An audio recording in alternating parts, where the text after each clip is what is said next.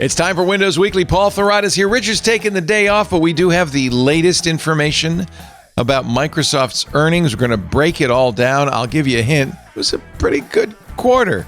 We'll also talk a lot about AI. Week 2, Paul says, of submitting to our new Chinese overlords. And then it's Xbox time and some really interesting new games coming from the Microsoft studios. All that and more coming up next on Windows Weekly. Podcasts you love.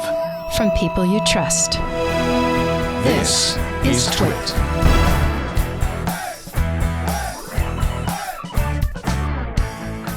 This is Windows Weekly with Paul Thurrott and Richard Campbell, episode 918, recorded Wednesday, February 5th, 2025.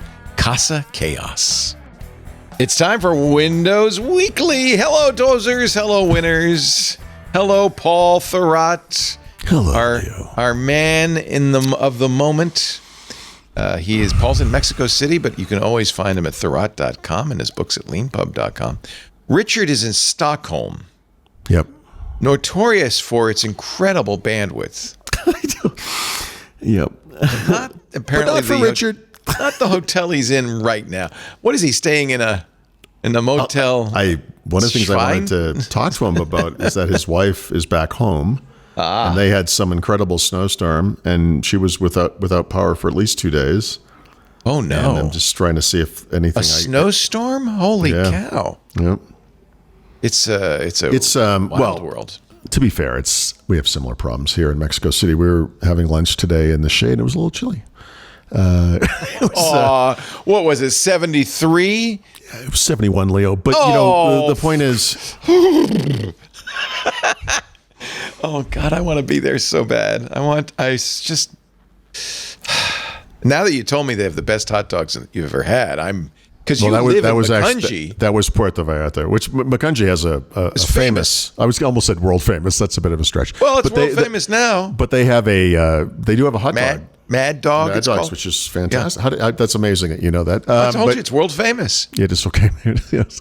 But now I want to go to PV and try those. That was a good dog. It's a reminder that hot dogs, probably as originally envisioned, were just straight up high quality sausages, right? That were good. No, they were. But they were never. They were always leftovers. I know, but that's the best part of any animal. You got to do something with the lips. We've completely misunderstood food for so long in this country.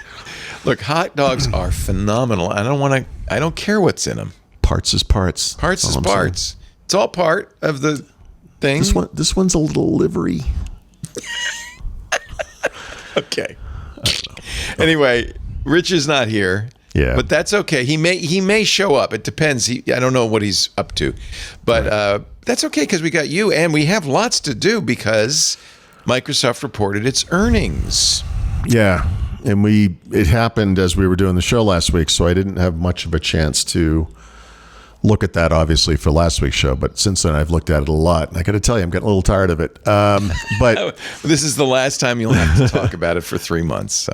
Yeah. The ensuing week, and it's not over yet, has been difficult because of all the earnings. I just take my quarterly moment to complain about all the math I've been doing lately. It's not great. Anywho, in Microsoft's case, $24.1 billion net income, and $69.6 billion in revenues. Those figures are both double-digit gains year over year, 10 and 12% respectively. Yeah, so they're doing okay. It's okay. It's good. It's a good thing. Yeah, so every quarter I do this analysis of their earnings based in part on the additional information they provide during the post-earnings conference call. And of course, for the past year and a half-ish, there's been a lot of AI. Until this quarter, there was a lot of Activision Blizzard. They stopped talking about that, which is kind of weird. But I typically obviously focus on the consumer side, the client side of personal technology, which is personal technology. So as Microsoft has shifted more and more to the cloud, I find myself less and less interested in most of it. But in this case, AI is interesting. And then as I wrote this analysis piece, again, don't want to oversell it, but as I wrote this, I realized there's so much going on just with AI. I think I'm just going to focus on that. Plus, The consumer stuff, the client-side stuff was kind of uneventful except for a couple of bits of bad news. So anyway, long story short, I've mentioned a few times that Microsoft has this invented business. They now call it Microsoft Cloud. That is not little, but lots of bits and chunks from around the company that are cloud related. That non-business contributed about $41 billion in revenues in the quarter. So 41 billion of 70 billion-ish in revenues came from the cloud. So that's, if you were 16, that's 59%, by the way. So if you're wondering, Wow. is the Microsoft Cloud story just a story? No, like actually most of their revenues now are derived from the cloud. So More than half. yeah. So the two biggest business units, and they're pretty close to each other, are both cloud-centric, productivity and business processes. This is the part of the company that is Microsoft 365. They used to be the second biggest business, but Microsoft started putting, I think correctly, by the way, the Windows revenues attributed to Microsoft 365 into that business where they belong. So now it's a little bit bigger than Intelligent Cloud, which is Azure basically and server, 25.5 billion in revenues. So both those businesses, up double-digit growth revenue. Productivity and business processes, what we might call Microsoft 365, is actually 42% of Microsoft's earnings. Intelligent Cloud, Azure mostly, is 36, we'll call it 37%. And then coming in third, a distant third, he's so cute, look at him try, is, you gotta love him, just the little engine that couldn't, more personal computing. Is it Bowser driving that car? Yeah, I wish it was.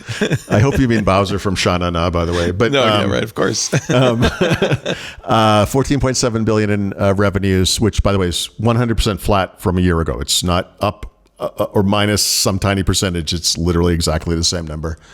21.1% of Microsoft's earnings, and frankly, falling. Right now that Activision Blizzard has been part of that for a while. So.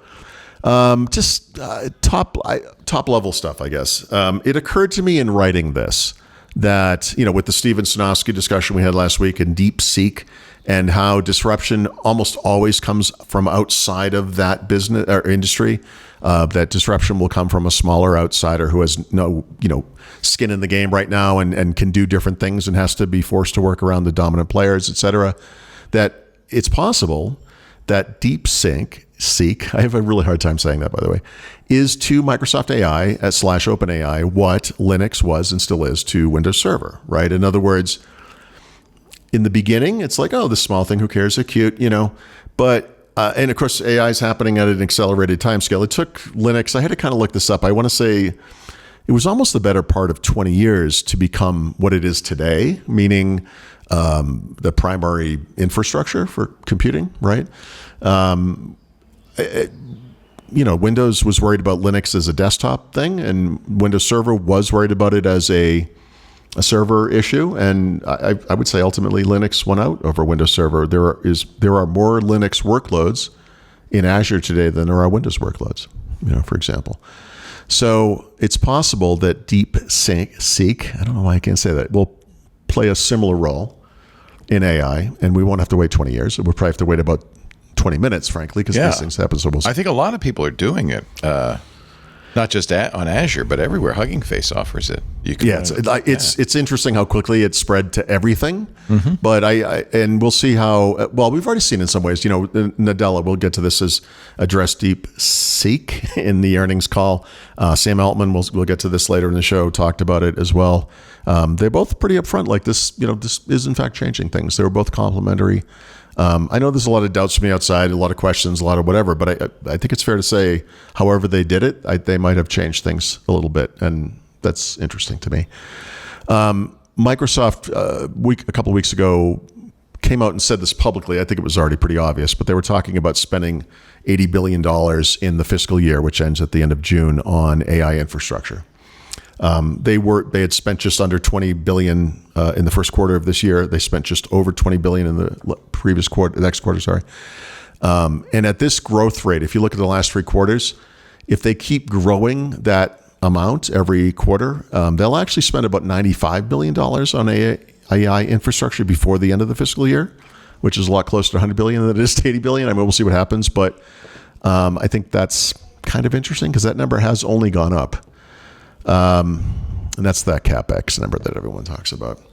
So, yeah, like I said, Satya Nadella pretty complimentary to DeepSeek. I'm trying. And I'm trying to find that part where he basically mentions this thing we were talking about, is it Jevons paradox? This notion, because let me get. Actually, did he say that? Did he say? He didn't say. No, he didn't say the term. But the way he described it was he was describing this. So they had 8 analysts ask questions at the end of the call. All 8 of them asked about AI.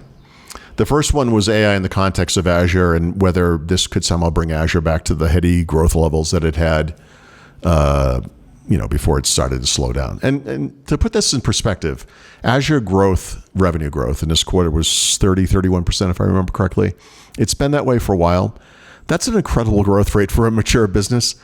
Yes, it was 70% for a long time, a while back, but you can't expect anything to grow like that. To me, it's crazy, but to Wall Street, this is a concern, right? So one of the people asked him about this, and I'm just trying to see if I can find his exact quote, but he said that as token prices fall, inference computing prices fall. That means people consume more. There will be more apps written. The type of optimizations we're seeing now means AI will be much more ubiquitous. Therefore, for hyperscaler like us, Microsoft, a PC platform provider like us, this is all good news as far as I'm concerned. In other words, they can't lose. Yeah, frankly. He just said it exactly. He just said he didn't. That's Jevons paradox. Exactly. Yeah, he didn't say the term, but that's actually absolutely what he said. As the price goes down and the efficiency goes up on any commodity, people use more of it, so they end up spending more and more revenue. Yeah, and we've talked about this a bunch, but Microsoft is one of 3 to 5 companies that can even afford to have this kind of infrastructure, is incentivized to actually make it, and is in fact building it out. We'll talk about Google briefly later, but they're spending a similar amount of money, by the way, this year. They just announced $75 billion they're going to spend. Right. It's very close to what Microsoft is spending. The numbers are very, as are close to each other as are the revenues of these two companies. By the way, kind of interesting. Yeah. But that's the thing. It's them, it's Amazon, it's Google, and Apple to some degree, but Apple's not going to do it. Right. I think Apple's approach to this is slightly different. Obviously, that's where Microsoft's in the catbird seat, because Apple doesn't want to run those data centers. They do run some AI data centers, but ultimately they're going to use they already do use ChatGPT and eventually Claude and Google Gemini. That's right. Yeah. So Microsoft is there in the catbird seat. They couldn't possibly be in a better position. This was how I described Azure's impact on Xbox a year or two ago. It was like, Microsoft could lose it all in video games. But doesn't matter. They could also still win in video games by being that kind of back-end provider. Right. And that's what's happening here with AI to an even greater degree, I think. So to me, that's very interesting. A lot of questions about Copilot, and who cares? But people were the analysts. These are analysts, right, that are asking the question. So they were obviously very interested. Yes. Did they, though, point out, that in fact, one of the things that scared people about DeepSeek was that Microsoft has committed, as have everybody else, this huge amount of money and a huge amount of hardware resources. And it looks like, we don't know for sure, but it looks like this Chinese company did it cheaply. Right. And that was the threat, that it undermined this model where you have to scale this crazy. This is where the Jevons paradox thing comes into play, right? His notion. He's saying we'll still make money.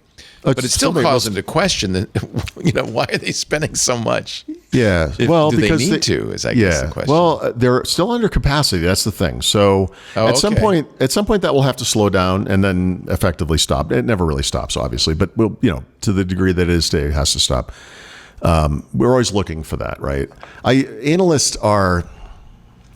Obviously, they're not actually concerned about technology, right? They're concerned with earnings per share and how it's all financial stuff. So the very first question was actually about Azure growth, which to me is an old school question to ask right now. It's like, hey, remember when everything was awesome and you were growing really fast because Azure growth was so fast? Like, how come you can't do that anymore? And it's like, because it's a humongous business and it's really well established now. What are you talking about? Like, of course, this thing that was tiny in the beginning grew fast.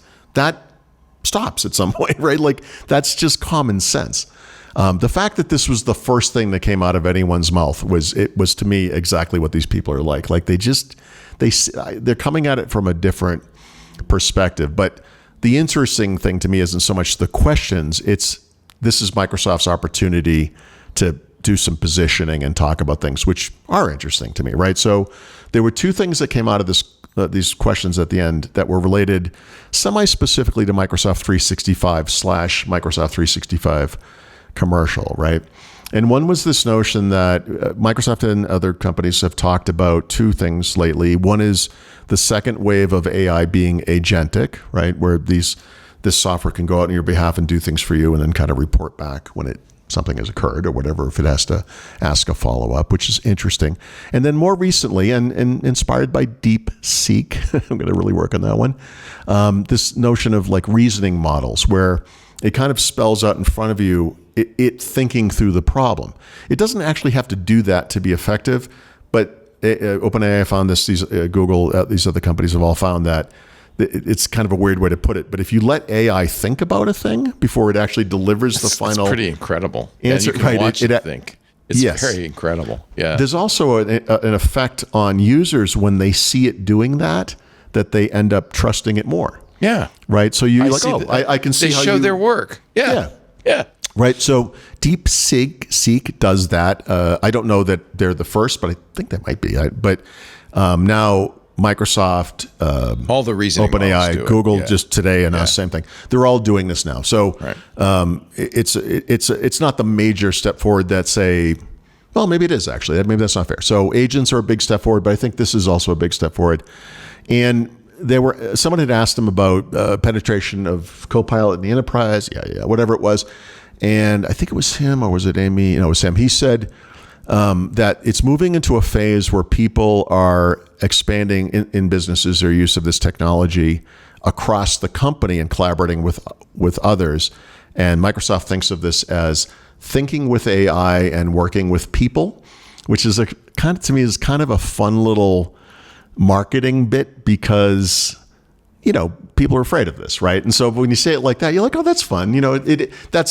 You're almost talking about a co-pilot, right? This is going back to their original term for this kind of stuff. So I thought that was pretty good. And then he reiterated that Copilot is the UI for AI, right? Harkening back to, I don't know, some time ago when he was talking about in the future that, today we have the start menu and we launch apps from there, and that AI, it was kind of vague at the time, but he was like, AI will be the UI of the future. I don't think it's going to be a text prompt, but it's voice then, right? Voice, yeah, I think it's going to be the big one. Yeah, and you see that across the board, like everyone's starting to do that.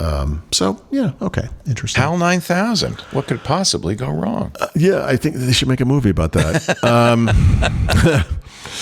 A lot of things could go wrong, and for the rest of the company, just because I do care about this stuff, Windows did not come up a lot. Kind of interesting. Windows did not see the giant bump we were kind of hoping for. Obviously, the industry hasn't seen it either. I did a little bit of math on that based on the few bits that they gave us. And if you factor in the Windows 10 end of life impacting the market and blah, blah, blah, whatever, it's 2.7% revenue growth, like nothing. Like it was just not great. This is an interesting non-data point. 15% of premium priced PCs in the US sold over the holidays. Talk about taking a giant market and squishing it down to nothing. Narrowing it down a little bit. Were Copilot Plus PCs. So 15% of nothing. That's nice. They do expect, I think this is reasonable in the context of Copilot Plus PCs just becoming PCs, will be the majority of PCs sold in the next several years. Okay. I don't know. Surface, never mentioned by name. Really? They just announced new Surface devices this week. Yes, they did.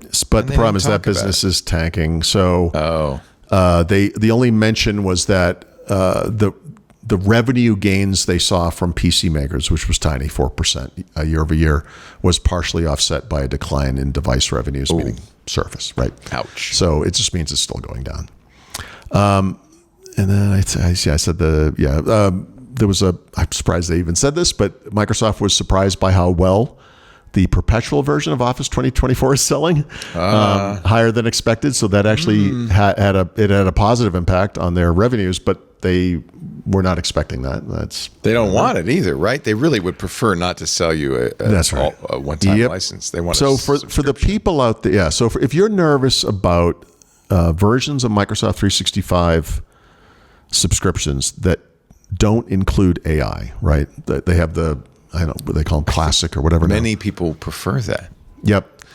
This Office 2024 thing maybe gives you a little bit of hope because Microsoft always wants to move on to the next thing, but its customers always show it not to do that. So maybe this is good news for you folks if you're worried about it. We'll see. But yeah.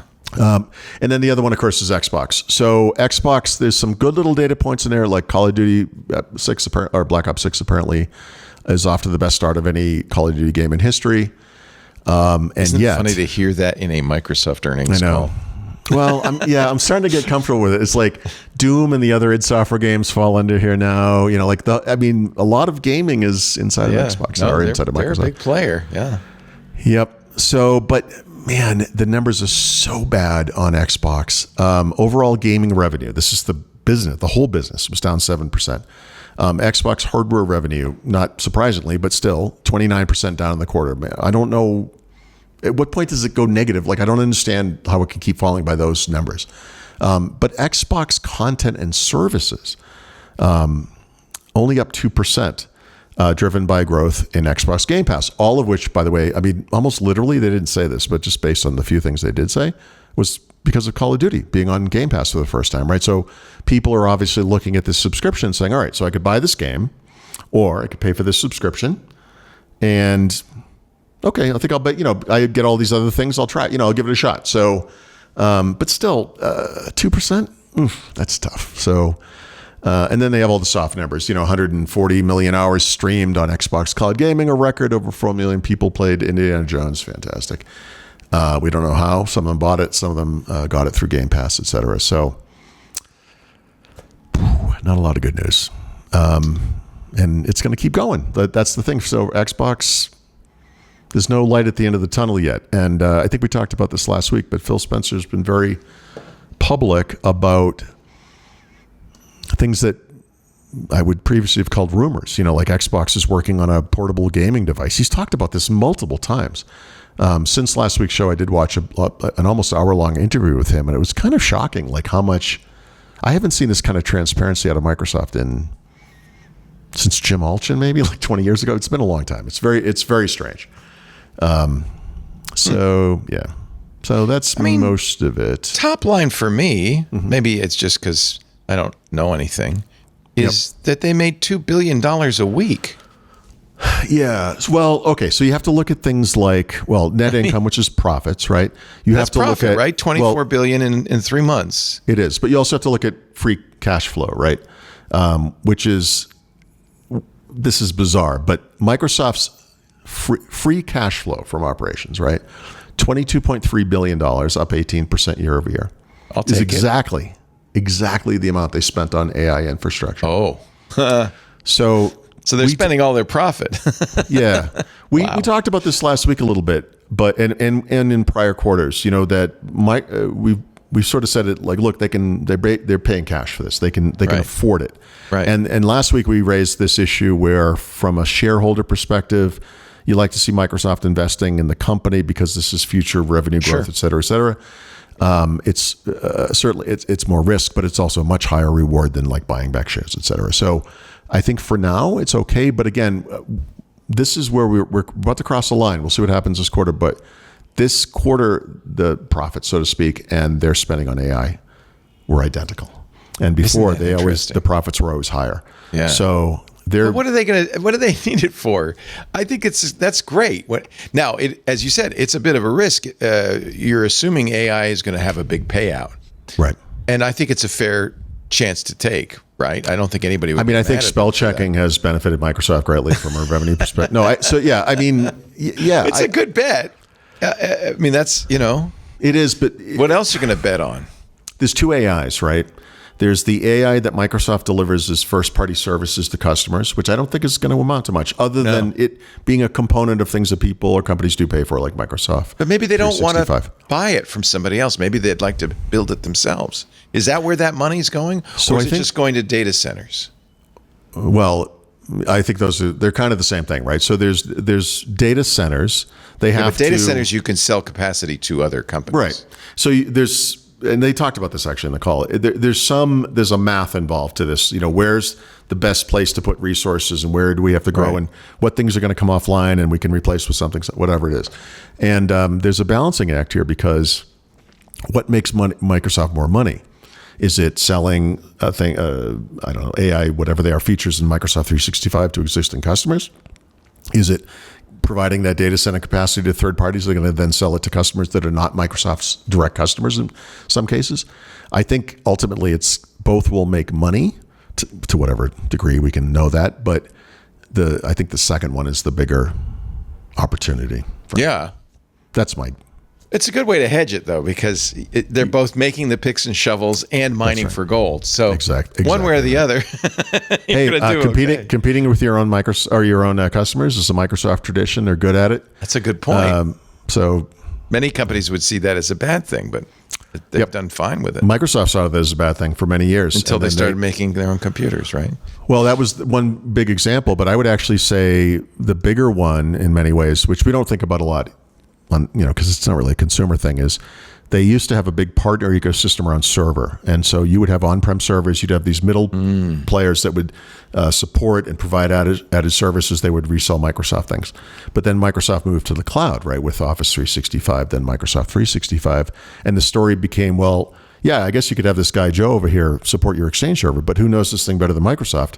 We'll just do it for you directly. And instead of you having your own infrastructure that you have to pay for, you can take advantage of all the benefits of the cloud, where capacity can go up or down as you need it. It doesn't cost you extra. Don't worry about it. And for a little while, Microsoft kind of threw those partners a bone in whatever ways they could. That they have they still to this day actually have a partner show every midsummer, July, whatever. But that situation today is very different. There are still Microsoft partners, obviously, but their ability to do anything other, make money on anything other than pushing people at Microsoft is kind of limited to what it was before. So that was a big, big change for them. But yeah, they went after PC makers, which historically have been, as a group, their biggest set of partners, right? I'm not sure if that's true anymore, but it was true through, 2012, 2015 for sure. I remember the shock when they released, their own computers.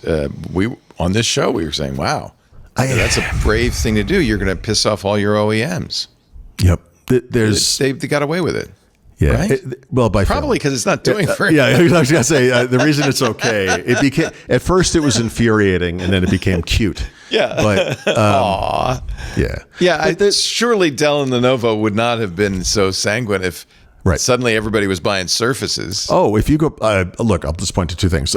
One, there were a bunch of public comments by CEOs of those companies at that time. They were not happy. You couldn't find one who was like, I don't really care. It's fine.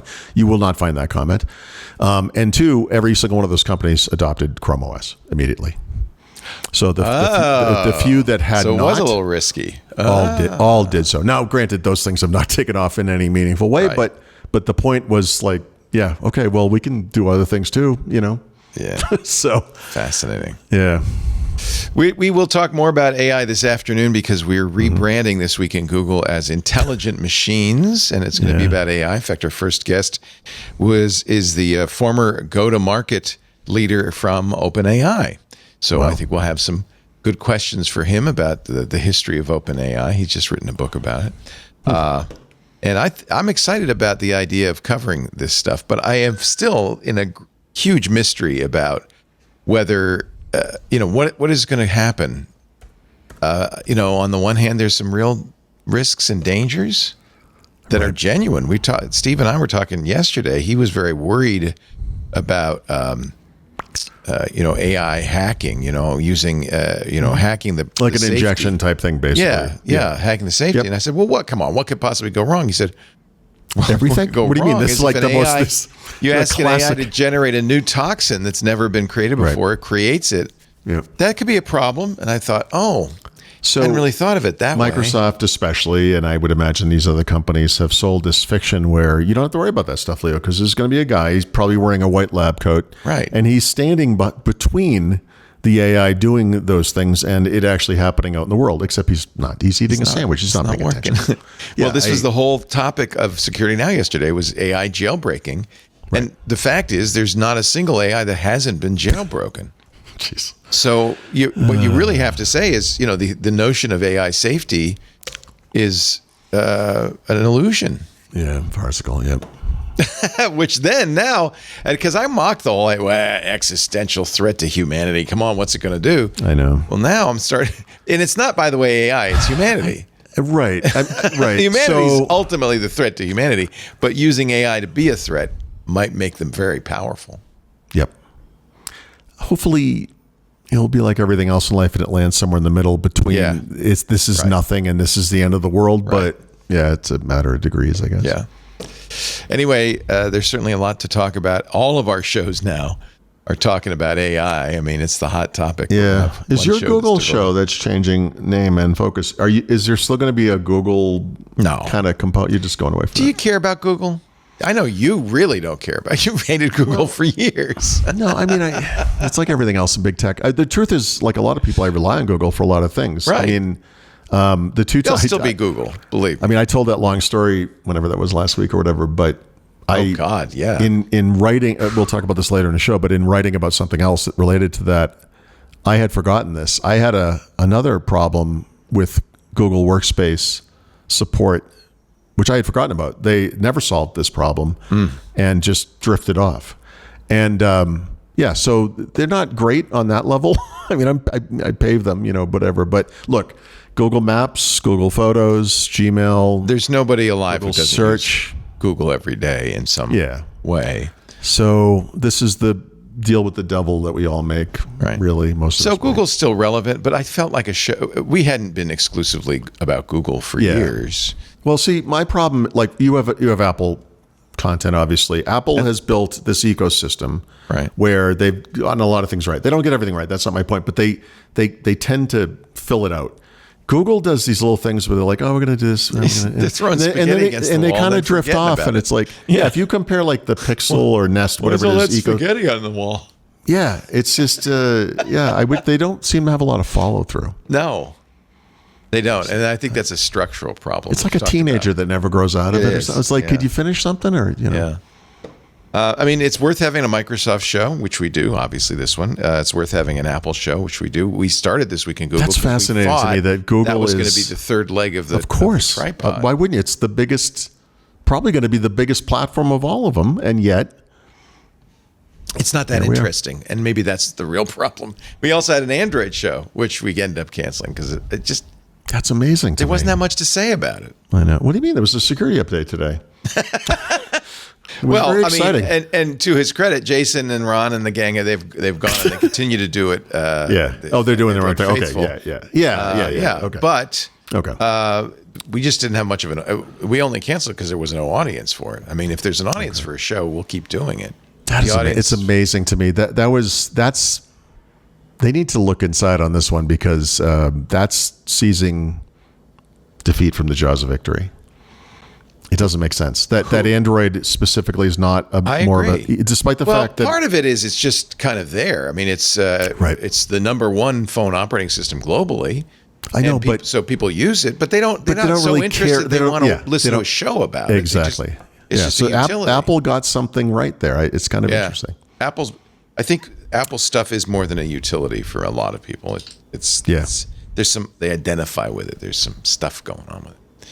Anyway, I'm hoping that this week, we were going to call it This Week in Intelligent Machines, and it was such a mouthful. We just said, how about intelligent machines? By the way, the guy who coined the term intelligent machines, Ray Kurzweil, will be our guest next month. Awesome. We have some great guests planned. So every show, we're going to have an expert in an area of AI, because I don't know about you, but I feel like there's a lot to learn here. And it's changing so rapidly. Yep. And then we'll do AI news. And then, it's still going to be Jeff, Paris, and me. So there'll be a lot of tomfoolery.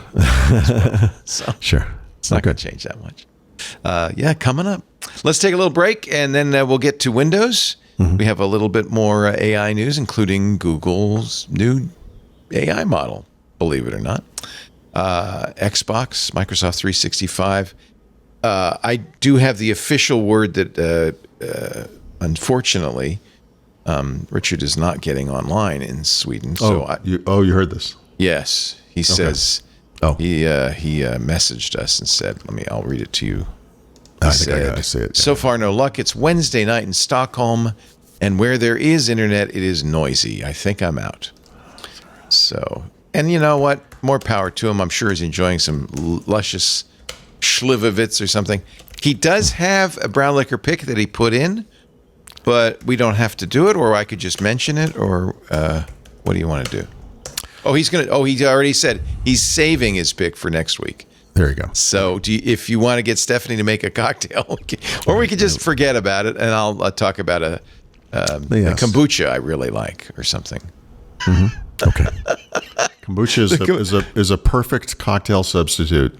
The kombucha of the week. Yeah. Actually, for a while, I subscribed to what was, I think they thought of it as a mixer. Yeah. A non-alcoholic, and it was all different. It was more like a shrub. You know what a shrub is? It was like herbal, fizzy. I didn't like it. Kombucha is a little more my speed. I like kombucha. Yeah, I like kombucha. You know what I love? Horchata and Jamaica. How about have you had pulque? Pulque is amazing. Yeah. When I was in Oaxaca with Mike Elgin and a bunch of people, we had a pulque party. They have pulquerias here. Yeah, we went to a pulqueria. Yeah. So it's a precursor to tequila or to anything that you can eat or drink can be an uria. Yeah, like a place that just does this one thing. We'll continue with Microsoft Uria in just a moment. With Paul Thurrott. I have a little bit of it myself. Yeah. Okay. Get some pulque. I wouldn't mind a pulque of the week. Oh, they are so good. Anyway, this episode of Windows Weekly brought to you by Zscaler. Now, this is something you want to live with. This is zero trust done right with the help of AI. So here's the problem. Enterprises have spent billions of dollars over the years on firewalls, perimeter defenses, right? And then, of course, you need VPNs so your employees can get through the firewall and come to work, virtually. Has all of this worked? No. Breaches continue to rise. It was an 18% year-over-year increase in ransomware attacks and a record payout of $75 million in 2024. Although I did see a story today that said that record payout was lower because people had just decided not to pay the bad guys. You know, the problem with that is they still have your data. What are we going to do? These traditional security tools, they not only don't help, they expand your attack surface with public-facing IPs. That's how the VPN gets in. Bad actors see that. They can hang their hat on that, and they do it more easily now than ever with AI tools. Plus, once they're in the network, VPNs and firewalls don't do anything about lateral movement. They just assume, well, you're in the network, you can do whatever you want. So they connect the bad guys to the entire network. And what do the bad guys do? Well, the first thing they do nowadays is they look for data. They go through your emails, they go through your customer information, and then they leak it out via encrypted traffic, which the firewall struggles because they can't inspect encrypted traffic at scale. So you've got holes in both directions. You are leaky. I'm not saying you, like you. I mean, we all are. This is why perimeter defenses are not enough. Hackers exploit traditional security infrastructure and they use AI to outpace your defenses. We got to rethink what we're doing. We can't let the bad guys win. They're innovating at speed, exploiting your defenses. That's why you need Zscaler, zero trust plus AI.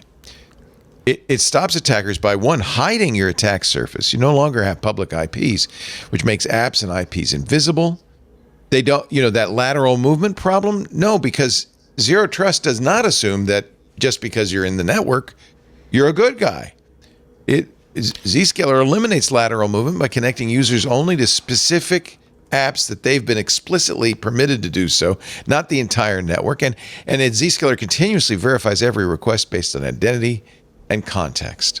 And it simplifies security management with AI-powered automation. In fact, they use AI to analyze over 500 billion daily transactions to find the threats, the needle in those haystacks. Hackers can't, this is the bottom line, hackers can't attack what they can't see. Protect your organization with Zscaler, Zero Trust and AI. You can learn more at zscaler.com/security. For our Canadian friends, zscaler.com/security. We thank them so much for supporting Windows Weekly, and you support us, of course, when you use that address, zscaler.com/security. Did you go get some pulque, Paul? No, I got some water. Aw. You can't get pulque here. Nobody, as far as I know, nobody exports it from Mexico. But it is kind of a mildly fermented, on its way to being mezcal, mildly fermented. It's the same, it's the same agave stuff and all that, or whatever it is. I wish Richard were here to explain. Anyway, it's delicious. It's lightly alcoholic, fruity flavored, and wonderful. And I wish I had some right now, but you can't get it. All right, let's talk more. What do you want? AI. You want to talk more about AI? Are you done? Or do you? Oh no, let's do Windows. No, let's do it. Yeah. So let's do Windows. That would be fun for a change. Yeah, a little light this week, but late last week we had a new dev build, which I'm actually running on my Surface laptop, so I can gain access to these new Copilot plus PC features they're starting to release. Did they not give you access to 01 now? For free? Like this is the high end. I don't want to jump ahead, but in Copilot, right?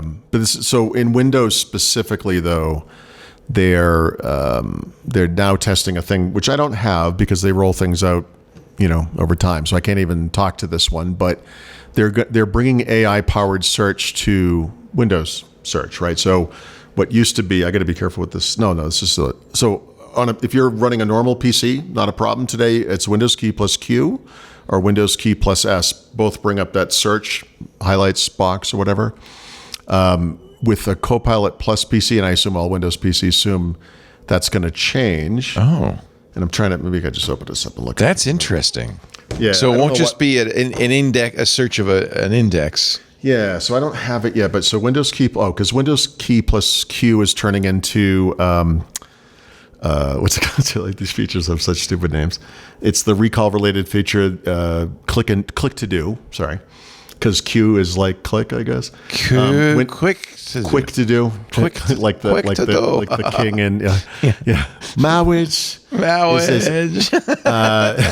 So Windows key plus S will do search. They're going to be doing like AI powered search. I don't have it. I've just looked again, but I don't have it. So yes, this is the Microsoft 20 years later, maybe finally solving the problem they were trying to solve in Longhorn and before that in Cairo, which was that, people search for things and they can't find them, right? And so, search is kind of dumb. It's index-based, it's metadata-based, but there's not a lot of metadata.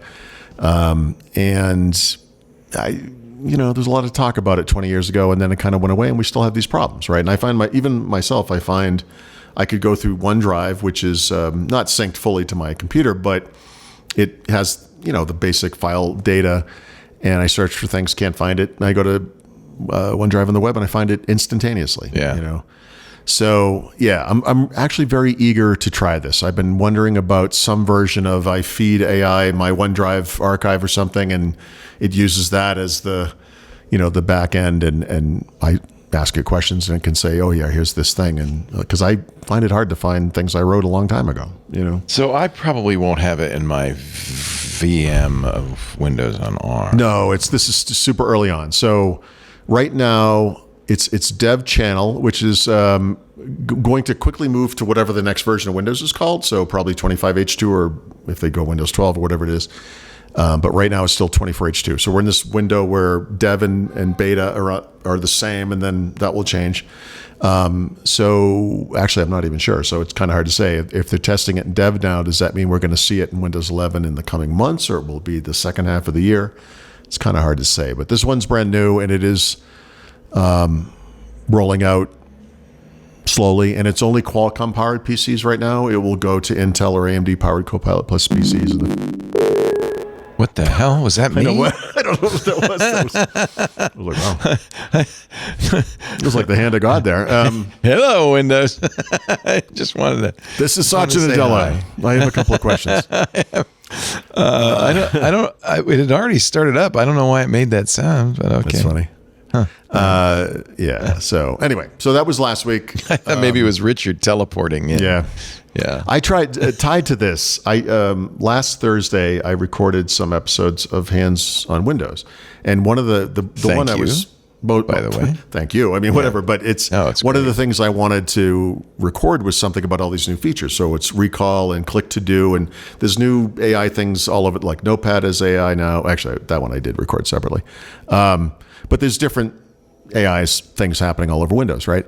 And there's something weird about that podcast to me where I spend a good chunk of that day kind of preparing for it and everything's great. And I sit down in front of the computer, in front of where I'm going to record it, and it all goes south. The demo gods. Benito probably has to go to therapy now because of me. It's very strange, but I've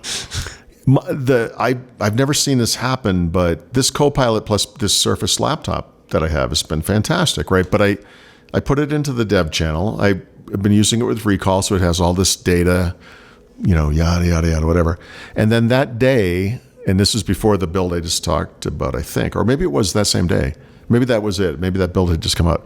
I was like, I should install the new build. And I did. And it was quick. And nothing worked after that. Like recall disappeared. Click to do was gone. I tried to roll it back. I tried all this different stuff. And then the show was starting and I was freaking out. And, he's like, how many shows are you going to do? And I'm like, 2. And he's like, 2? And I'm like, I can't. I'm losing my mind here. So I will now do it again, or do it for the first time, actually, tomorrow. Okay. So, and I've been doing like sister. I reset it. Did you ever find out what was wrong? No, I have no idea. I can tell you I'm using System Restore again for the first time in 20 years, and I'm just trying to make sure this thing's okay. But it's hard to tell. I don't know everything. Anyway, so hopefully tomorrow that will go good. But long story short, I don't have this feature. It's brand new. It's only Snapdragon, but it's still, it's what do they call it? CFR. So it's going out slowly. Kev Burrow's asking if recall's still in preview. Yeah. So if you have any Copilot Plus PC and you put it into the dev channel, that's where it's at. Interesting point, actually, because I just said dev is going to move soon to 25H2 or whatever they call that. That suggests that the stable release of that may, in fact, be 25H2. Maybe that's how that happens. We'll see. All we can do is guess. We'll see. I don't know. But then there are some features like the AI-powered search, which is going back to just Snapdragon. So AMD and Intel will get in on that sometime in the next couple of months or whatever. So always changing. Yeah. And then today, I haven't looked at this in too much depth, but Laura fortunately did write about it right before we started the show. But there is a new Canary build as well. Canary is not tied to anything. That makes it kind of fun. There is something called Windows MIDI Services 2.0. MIDI has been around for 40 years, 45 years. I don't know.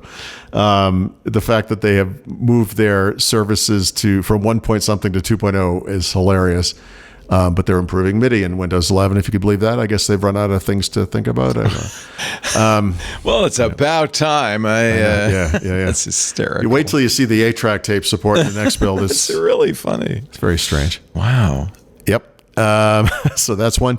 They've been talking a lot about this OneDrive resume feature. This is their attempt at a little bit of that Apple inter-device stuff where you're on your phone or tablet, you're doing something in OneDrive, and the next time you sign into your computer, it says, hey, you were working on this document over here. Do you want to open it here?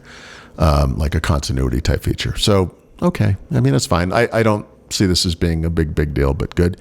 And then File Explorer is getting a folder resume feature. So you've got File Explorer open, maybe you've got tabs, or maybe it's multiple windows, whatever it is.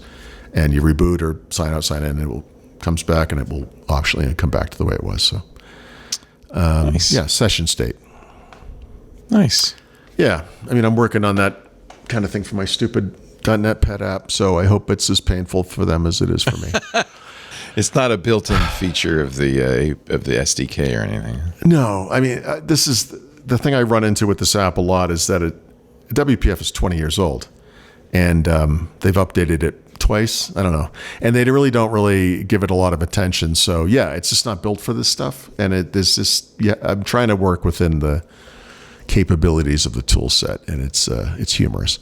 Well, I'm like DeepSeek did, confronted by the fact that I don't have all these capabilities. Like, what can I do? So, anyway.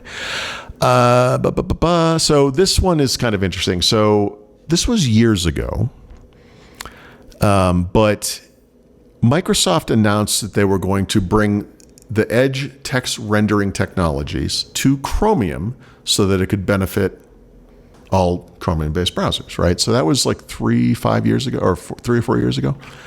And then the Chromium project announced that they were accepting these changes in commit form, right, in March of last year. Nice. But now they're actually finally rolling it out. So I don't know what took so long, but I think most people would agree. Honestly, the picture I attached, which is the one Microsoft provided, doesn't to me show anything, but okay.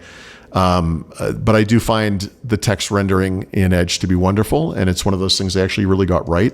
It's only going to benefit Windows-based browsers, by the way, I should say. Obviously, it's a Windows technology, but Chrome is doing it. Chromium's doing it. Everyone's going to. So if you Brave, Vivaldi, Opera, whatever. So they've contributed it back to the Chromium project. That's right. That's nice. Yeah. That's nice. Yeah, and that means that not that anyone uses this now, it's 2025, not 2005, but you can find it in Windows still. There's something called the ClearType Text Tuner.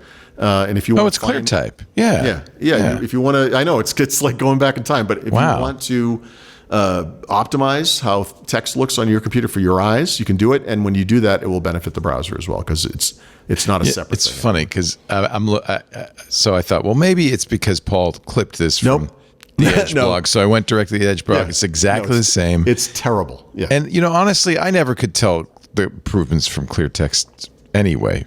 Right. So this is like, go to the eye doctor like anyone else, and you're get that machine up against your face.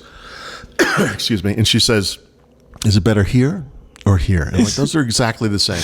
And then she moves some things around. She goes, here or here. Those are just exactly the same. A or B. Yeah. And that to me, that's what this is. It looks like it's just a little darker.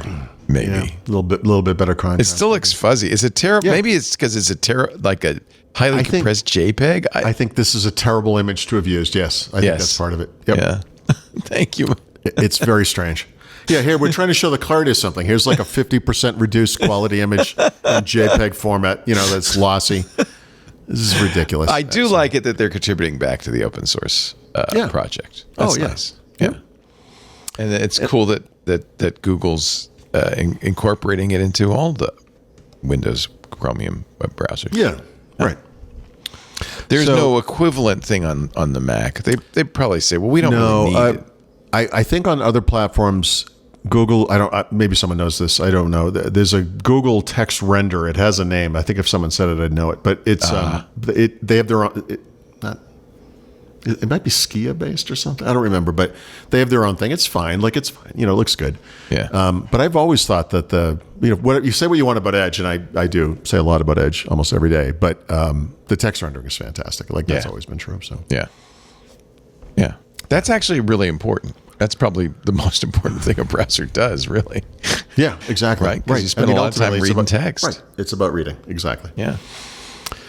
And this one's just kind of interesting to me because, well, for two reasons. So Microsoft has been using this word for over 20 years now. And just coincidentally, the other day, we talked about this last week, Microsoft I guess they sort of announced, they just revealed that they were getting rid of DevHome, right? They're removing it from Windows 11. And I don't remember what it was. My wife and I sit here in the morning and we read the news, on our devices, whatever. And I'm trying to remember why, but it was tied to that. And I said something to her against, which is stupid. She doesn't care about this stuff. But I said something like about Microsoft deprecating something. And she said, what does that mean? I said, what does what mean? She says, deprecation? I was like, oh. She's a writer. She doesn't know what, well, I guess it's kind of a computery. Yeah, I was like, well, I don't think about it because it's just been such a thing for me. Right. So coincidentally to this, Microsoft, within a day of that, put up a blog post explaining what deprecation means. And it's what I always sort of understood it to mean, which was when they announced that a feature is deprecated in Windows, for example, that means they're no longer updating it, and they will remove it from a future version of Windows. Now, that could happen in 6 months. It could happen in 3 years, 5 years, whatever it is. But the reason for the blog post was to explain what deprecation meant in the context of support lifecycle. So if Microsoft deprecates a feature in Windows, like they did with WordPad, for example, about a year and a half ago, whatever that was, it's still supported, right? So if you have users, you're a customer and you're using WordPad for some reason, it's supported. It doesn't, they're not going to add features to it or anything, but they will support it. But once it's taken out of the product, it's out of supports, obviously. So, but they would just, I think, I don't know. I guess customers started asking about it finally. They have a whole website about deprecation. They talk about this all the time. I don't know. Well, it might be kind of a specific technical meaning for them. I mean, it is a standard English word. I mean, it's not. Yeah, and not to be confused with deprecated. Oh. Right? Or depreciated, sorry. Oh, it's not depreciation. It's not depreciation. No, I understand that. It's deprecation. No, I know you understand it. I'm and just saying, deprecated. So people might hear it and who are not in the industry maybe. And did they say anything other than what I think, which is we're not going to be using this much longer, so you might want to think of use another tool because it's deprecated, like it's about to be canceled. They literally said that, yeah. And okay. Because depending on the feature, you might have some, like they're speaking to the enterprise, right? So you might have some people who are using this. You should tell them. So it's the warning that we're going to. It's the, yes, that's exactly right. It's time to start thinking about moving on from this thing. I think in most cases, no one's really using this stuff. You use an example, Microsoft in September 2023 deprecated WordPad. Right. But it wasn't until a year later that they removed it. That's right. And then, so what I deal with fairly regularly are people who say, hey, what happened to, and I actually got an email, a nastygram from someone about WordPad. In fact, I should find this. It was fairly funny.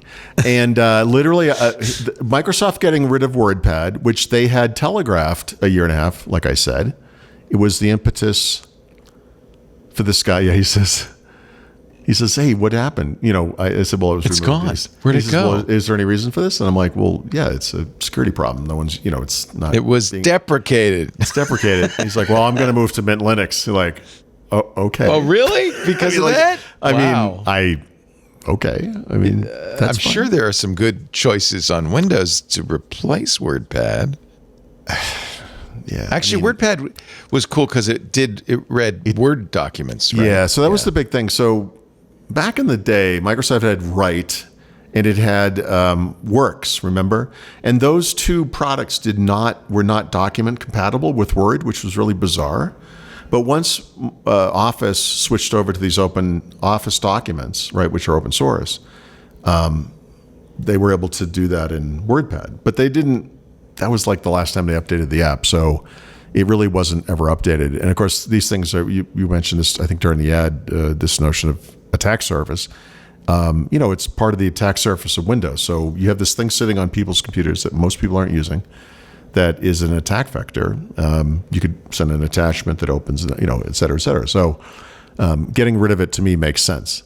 It's bizarre to me to find out in 2025 that anyone is actually still was using this app and was confused by it being removed. But some things I sort of understand, like mail calendar. It's like, I don't get it. What is it? These apps are fine. It's like, well, they really weren't fine, but I understand. Like, I get it. It's okay. But WordPad, I mean, come on. I don't. That's an old tool. I think. Yeah. I have to think about it. Well, as Microsoft says, deprecation isn't the end. It's an opportunity. Yeah, like for example, I have been deprecated, but we're all I have deprecated. I have not been deceased. The life cycle is limited. There's no positive updates happening here. End of life is coming. Feature shedding now. Yep. Once available. This would make a great film strip. Yeah. The beginning of a life cycle is often described with Yes. the terms launch and availability. If you Once think about available, the other product side of the bell enters curve, when Yes. it's all downhill, its most vigorous and productive period, called support. right? This Until you're period- like, "Hi, honey, I'm home," and he like comes home with his like briefcase with his hat. You sure are vigorous. You've The got end a of the good life 2, cycle 5, or 10 more years to go, buddy. is You're good. most clearly marked with the terms end of life. Yep. End That's of how support. I see. That's how I see my career right there. I have 2, Retirement. 5, or 10 more years to go. Exactly. It's going to be one of those things. So we'll see. You know. Oh, Lord. It's so funny that they wrote this, but I guess you do kind of need to. I mean, I'm sure everybody intuitively understands what they're saying, except for Stephanie. But Well, listen, I sort of, I almost respect her for not knowing or even caring in a way what it. she doesn't like, care. That's the real. yeah, like it's good. I think it's healthy, but I think the point of the Microsoft thing was mostly around support because Microsoft support policy used to be super obvious and very consistent, and now Right. it's not obvious or consistent depending on the product. So explaining that in the context of support, like, yeah, okay, Yeah. that's fine. Yeah. Okay, buddy. We haven't talked about AI for a whole 10 minutes, so we're going to have a chance to talk more about AI in a moment. And our Chinese overlords. And our new Chinese overlords, we welcome them. But first, a word from our sponsor. You're watching Windows Weekly. If you just tuned in, Paul is here. Yes, of course, in Mexico City. Richard was in Stockholm and was unable to get a decent connection. So he's on his way home. Get like a picture of his face on a stick, and I'll just. I can always hold it do up. that. You know what they do on they used to do on the news shows? They don't do it anymore. They'd have a picture of him holding a phone. Yes, Just a still picture of him holding a phone. like he's like out in the field Yeah, doing work yeah. or something. You know. This episode of Windows Weekly brought to you, my friends, my dear friends, by 1Password. Now, I got a rhetorical question for you because I think I know the answer. But, you tell me. Do your end users always work on company-owned devices? Do they stick to IT-approved apps? Are you kidding? This is the real world. How do you keep your company's data safe when it's sitting on all those unmanaged apps and devices? Well, 1Password has an answer to this question: Extended Access Management. 1Password Extended Access Management helps you secure every sign-in for every app on every device because it solves the problems traditional IAM and MDM cannot touch. I would like to draw a word picture for you, okay? Imagine your company's security like the quad of a college campus. You remember that, right? Nice brick paths between the ivy-covered buildings, the lawn perfect and green. Those are the company-owned devices, the IT-approved apps, the managed employee identities. But think back. Carved into that beautiful green lawn were paths, muddy little paths, the ones people actually use, the shortcuts that are the actual straightest distance between point A and point B. The ones people use. Those are the unmanaged devices, the shadow IT apps, the non-employee identities like contractors. But the problem is most security tools, they're designed to work on those happy little perfect brick paths, right? And where do all the security problems occur? On the shortcuts, on the little muddy paths. That's why you need 1Password Extended Access Management. It's the first security solution that takes all those unmanaged devices and apps and identities and puts them under your control. It ensures that every user credential is strong and protected. Every device is known and healthy, and every app is visible. 1Password is ISO 27001 certified. They do regular third-party security audits. It exceeds the standards set by almost every authority, and it's a leader in security. 1Password's Extended Access Management is security for the way we work today. Now generally available to companies with Okta and Microsoft Entra, in beta for Google Workspace customers. Secure every app, every device, every identity, even the unmanaged ones at 1password.com/Windows Weekly. It's all lowercase. 1, the number 1, PASSWORD.com/Windows Weekly. We thank them so much for their support of Windows Weekly, and we thank you for supporting us right back by going to that address so they know you saw it here. 1password.com/Windows Weekly. Now on with the show. Just a few more AI notes. Just a few more. Actually, this was breaking news this morning, I think. Yeah, this probably isn't even in the right order anymore, but I mentioned this up front that these companies that are supplying AI models are starting to move to reasoning models for a variety of reasons, right?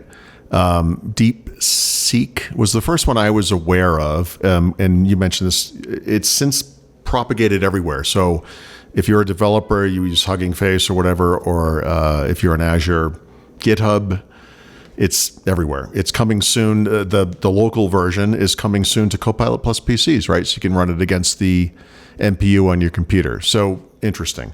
OpenAI last week, I'm going to do this out of order, I guess. Yeah. Decided to release the reasoning model of their latest model family, like O3, free on ChatGPT. So no matter what tier you're on, you have access to this. It's interesting, to ask you questions and kind of watch it go through the thing. Microsoft previous to that had added it under the covers to Copilot, right? And so if you are using Copilot in Windows, on mobile, the web, whatever, you'll see, I think it says Think Deeper or something. You kind of flip the switch and you can see it, do its thing. So between a week ago and today, we've all moved to reasoning. So now we're reasoning. I guess that's what we're doing. And so today, Google announced that Gemini 2.0, their family of models, is now generally available to all of their customers. Asterisk, because actually Workspace customers don't have the latest yet, but they will soon.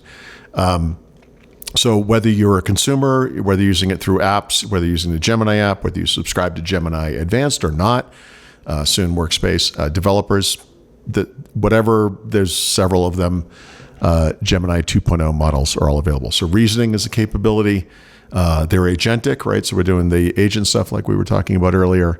They have a little something for everybody, right? So there's a bunch of that stuff. So that's happening. And, Satya Nadella was asked, as expected. You had to think Microsoft PR and the CEO were sitting around for about 2 weeks, actually since the day of DeepSeek, so about a week and a half, figuring out what they were going to say because they would inevitably be asked, and they were. But Sam Altman and actually several other people from OpenAI took part in a Reddit AMA. Which is worth going through. I wish there was a way to, maybe AI could do this, summarize an AMA where you only show me the questions that they answered so I could just read that part of it, But what I did was you probably do this too. If you want to see what people said in an AMA, you just search for their names, right? So they come up, It's like looking, when you get a new book about, I don't know, podcasts, you look in the index to see if your name's in there. Yeah. I think that's why I like the Steven Sinofsky book so much, because I actually come up in it, and not always complimentary, but for some reason it's always a little bit of a surprise to me, even though I've read it before. So I'm rereading it, and I'm like, oh, what's this? It's like, you've read this like 8 times. Why is this still surprising you? That's so great. I'll make the guy from Memento. Anyway, so it's nice if you can't remember, because every time it's new. I want that. I want to watch Star Wars for the first time again. Yeah. Like, for example, I wish I could erase that part of my brain. So anyway, he was actually pretty complimentary to DeepSeek. Yeah, I was kind of surprised. This AMA was fascinating because I thought so. He said we got it wrong. Yes, he said we're on the wrong side of history. Yeah, which is an interesting way to put it. So, and he also, this is sort of like a Phil Spencer thing.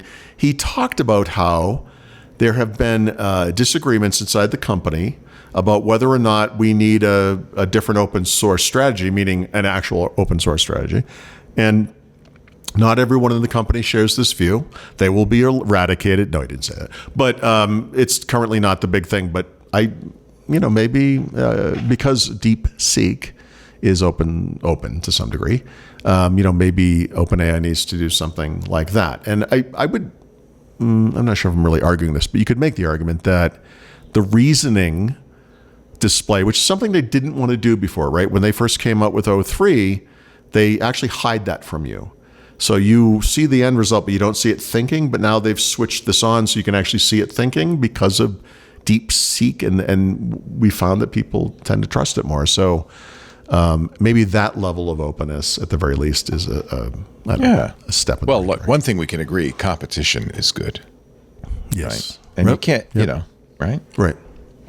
Yeah, and actually, I mean, Lisa Khan, everyone's a big fan of that woman, but she had an editorial wherever, I think New York Times. Yeah, she's out of work, right? Yeah. She's got time to write. So, but it's weird. I have a weird visceral reaction to her myself, so I'm trying not to be like stupid about it. But she said something to the tune of, DeepSeek shows that this business model that a big tech has of closing the fence and making sure they're the only ones who can play in a certain arena or whatever is fundamentally flawed. And honestly, it's a good point. So she's right. And I guess did I say Lisa Khan before? Lena Khan? Lena, yeah. Lena, sorry.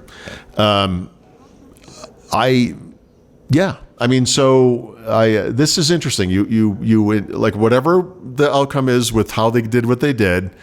This has already changed things up. We just talked about all these reasoning things that are happening, and you let in a little bit of light from the outside, and all of a sudden things are different. I mean, it's a fair, when you just shut the market down, so it's only you. This type of thing doesn't happen, right? This is an example of when you're not a hammer, not everything is a nail. So, right. It's a fair point. I'm not sure she's made too many in her professional career, but that's a good one. You hate her so much. I do. I can't stand her. I like her. I thought she did a lot of good. Listen, I am 100% behind antitrust. It's important. It's proven. Right. It needs to happen. Right. I think she went in a complete wrong direction, and it's just too bad. Okay. The other thing that is if you think about this as maybe an extension of the agentic stuff, is OpenAI has started testing, really, because they're doing this with their $200 a month customers in a very limited form, this notion of using AI as a research assistant. And actually, Google, the Gemini stuff has a little bit of this as well. And this is, it's kind of domain specific right now. I think it's like finance, certain sciences, engineering, that kind of stuff, where you have a body of work to work on that is not just finite, but is actually really well defined. And it's, intensive because there's a lot of, there, relatively speaking, a lot of data, but it's fine tuned to this stuff. I think, this is where it's going, of course, right? And so this is, we're going to be debating this for the rest of our lives, right? We're not going to see the end of this ourselves, but this is the type of thing I think in the future people are going to look back and say, I'm sorry, you're telling me that you used to pull a giant book off of a shelf, flip through it, and then find some, whatever it is, legal precedent, some engineering, data, whatever it is, to make a point in that, and you called that research? It's going to seem silly, right? But that's what we do, right? Not you and I, maybe. I don't do that. But I mean, that's what researchers do. A lot of this stuff is not, obviously computerization helps. But, having an AI, as long as it's grounded properly and working properly and reasoning and whatever it is, it's not there now, right? But I mean, I think this is what's going to happen.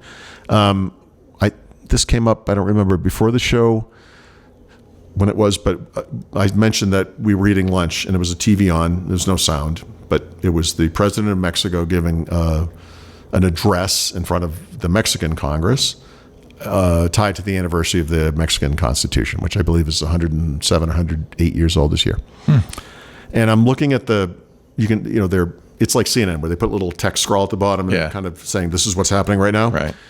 And there was something up there about the popular vote. And I wasn't 100% sure what it meant, right? I got the popular vote part, but I was like, so I don't know. Actually, now I do know, but I didn't know at the time, 10 minutes ago, how Mexico elects their president. Like, I know it's every 6 years and you can't run again, but I didn't know, is it popular vote? Is it kind of electoral college, whatever, like we have, whatever. So I said to my wife, because again, I keep involving her in technology and she doesn't care, but I said, this is the perfect question for Gemini. I'm going to ask Gemini. And I asked Gemini, actually I might be able to bring it, I bet it's still there. It says, I can't help with responses on elections and political figures right now. Oh, wow. And I got to tell you, I feel like 50% of the time I ask AI to do something, I get a response like this. It's like, okay.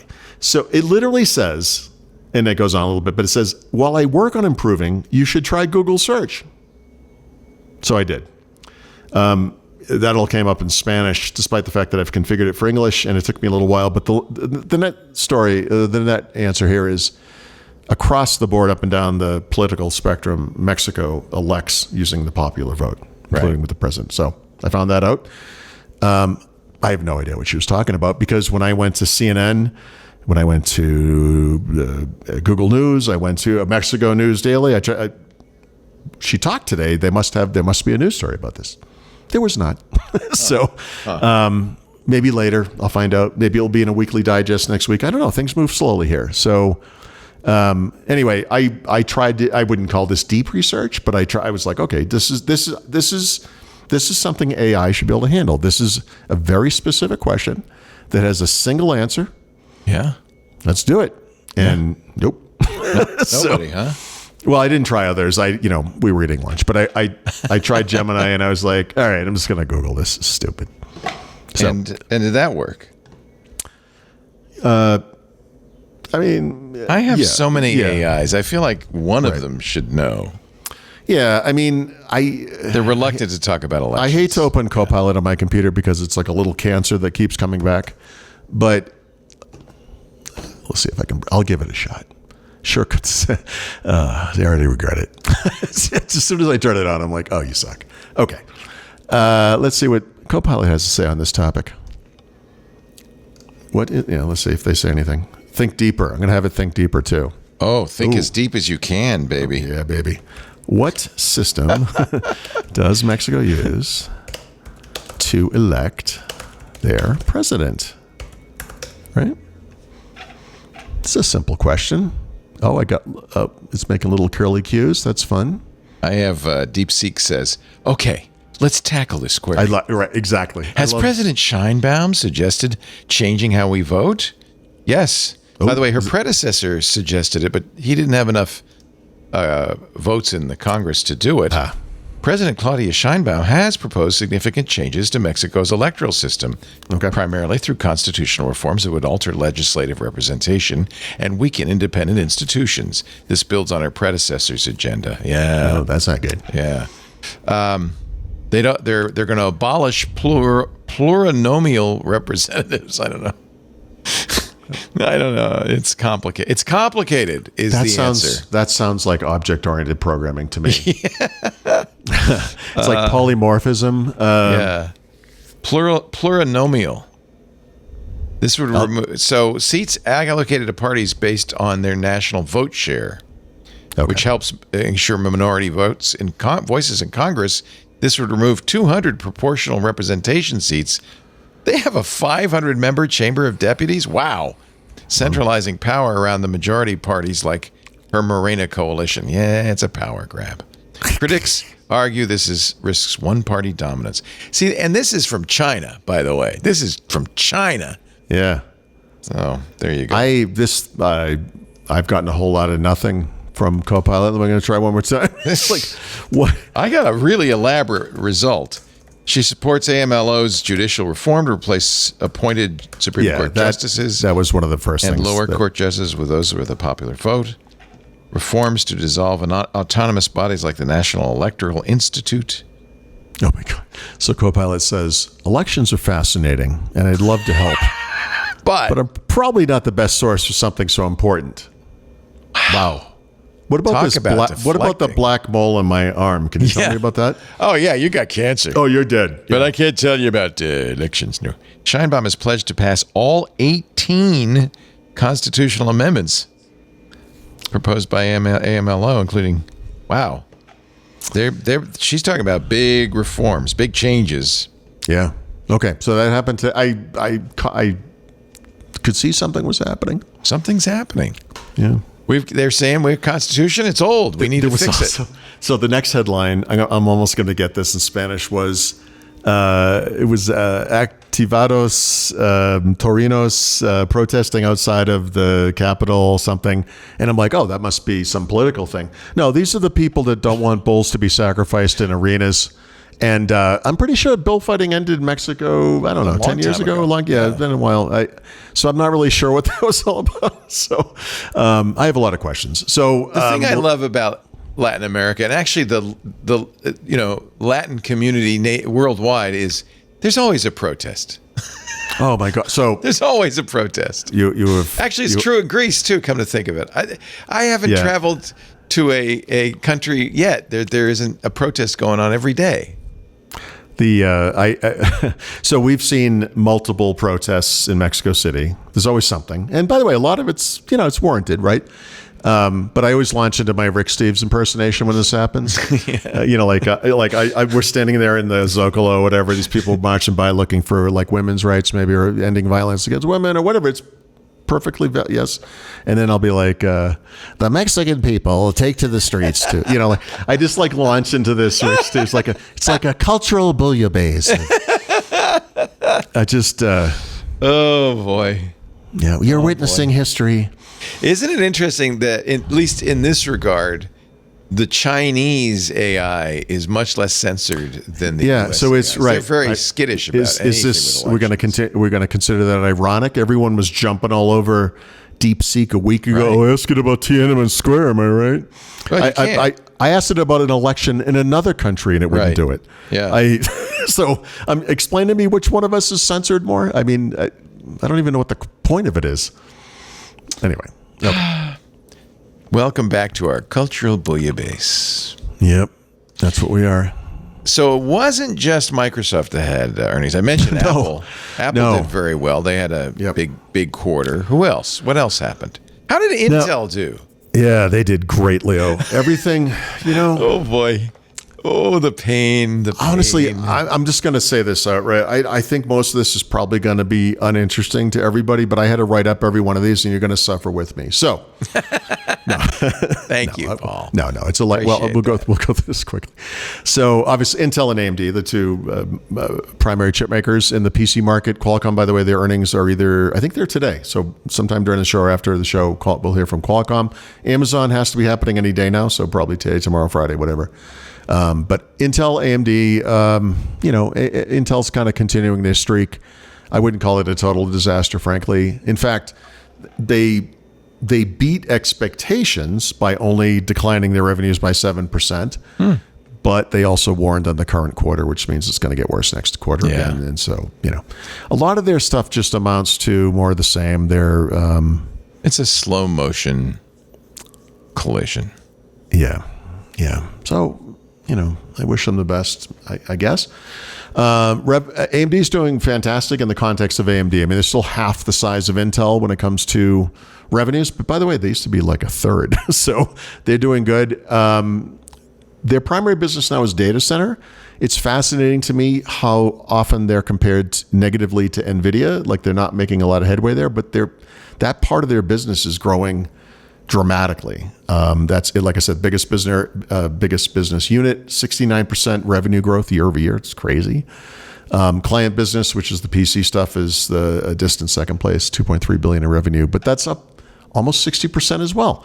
They're taking share away from Intel, right? As they should be, because their current generation chips are in order. Well, that's not fair, but are dramatically better than what Intel has out in the market. So that's good. And then they have a gaming business and embedded business. Those are both down. Gaming is revenues from console makers like Microsoft and Sony, but also from video cards, right? Which is not going great. And so that stuff's down. But overall, AMD is doing fantastic.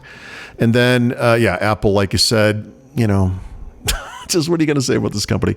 iPhone was $69.1 billion in revenues. I will go back to the tape to read the exact number, but if I'm not mistaken, that's about the same as Microsoft. That's what I was just going to say. Total revenue, $69.6 billion in total revenues for Microsoft, $69.1 billion just for iPhone. Yeah, so the iPhone is as big as all of Microsoft combined, which is astonishing. That is astonishing. Wow. Yep. It is 56% ish of Apple's direct revenues. If you factor in services, which wouldn't exist because of that, it's 70, 80%. It's a lot. 80%, probably somewhere in there, whatever. Mac and iPad sales both saw solid growth, 15%-ish growth year over year, because both those products, right, they revved toward the end of the year. So that's, good stuff. So Apple's doing fine. they'll be okay. Also asked about AI, right? And they don't care. We're like, yeah, we're good. Their AI is the worst, but apparently that doesn't But they're matter. like, we don't care. Yeah. The big downturn so iPhone revenues, if I'm not mistaken, were flat. Yeah, they were flat. They're technically down, but we'll call it flat with the year ago quarter. And a lot of that was because of China. The Chinese revenues were down 11%. Yeah, 11%. Yeah. Issues there. But Tim Cook, God bless him, marketer at heart, he's like, look, one thing we found this quarter was that iPhones that had Apple Intelligence sold a lot better than those that did not. And China is one of those markets that does not. And so they announced plans to bring Apple Intelligence to China in simplified Chinese in April, right? We were talking about this yesterday on MacBreak Weekly, and this might be one of the benefits of DeepSeek's success, because Apple could use DeepSeek in China. Exactly. They can. Exactly. Yeah. You have to know they stood up and cheered when this happened. Oh, yeah. Yep. No this kidding. This is how we do it. And what a wonderful nationalistic story to tell in China. No, I'm serious. Like, it's genius. We beat all the American AIs. Yep. And now we're working with the biggest American company. Yep. Biggest company. Frankly. Yeah, it is. That's true. That's a good point. So that doesn't seem what is right. Okay. So Alphabet, Google, we'll call it 96 billion in revenues. Jeez. I mean, let me find the exact number. I think it's 70. Printing money. Where is it? 75%, excuse me, of their revenue. 75%. From advertising. Yeah. That's actually way down from, it used to be 90. I know. It was, by the way, it's been down a little bit since, this is actually up again a little bit, which is kind of interesting. Apple Cloud is actually doing pretty good as a business. 12 billion in revenues, up 23% year over year. That's been. You mean Google Cloud? Google Cloud. What do I call it? Apple Cloud. Apple Cloud, sorry. Which is not existent. I just tell myself immediately. Sorry, Apple Cloud does not exist. Google Cloud is doing pretty good. I mean, honestly, that was kind of an also ran for a long time. Yeah. And then they're definitely in third place after AWS. Oh yeah, Azure. but still, they're doing okay. It's profitable. It's a business, So they're doing great. Samsung, I don't really care too much about Samsung, but revenues there up 12%. But Samsung is a business that's a lot of things, right? So the phone part of Samsung is almost 18 billion in revenues of the 52. So it's not the impact on Samsung that the iPhone has on Apple, because Samsung has like an insurance company and they sell refrigerators and they do weird stuff. So they have all this other stuff, but that's whatever. So we'll see what happens there. Obviously, they just launched their new phones. That stuff has supposedly gone pretty good, but we'll see. And then foldables later in the year. Yada. It does work better with Windows, doesn't it? This S25. Samsung does, yeah. Yeah, it does. Yeah.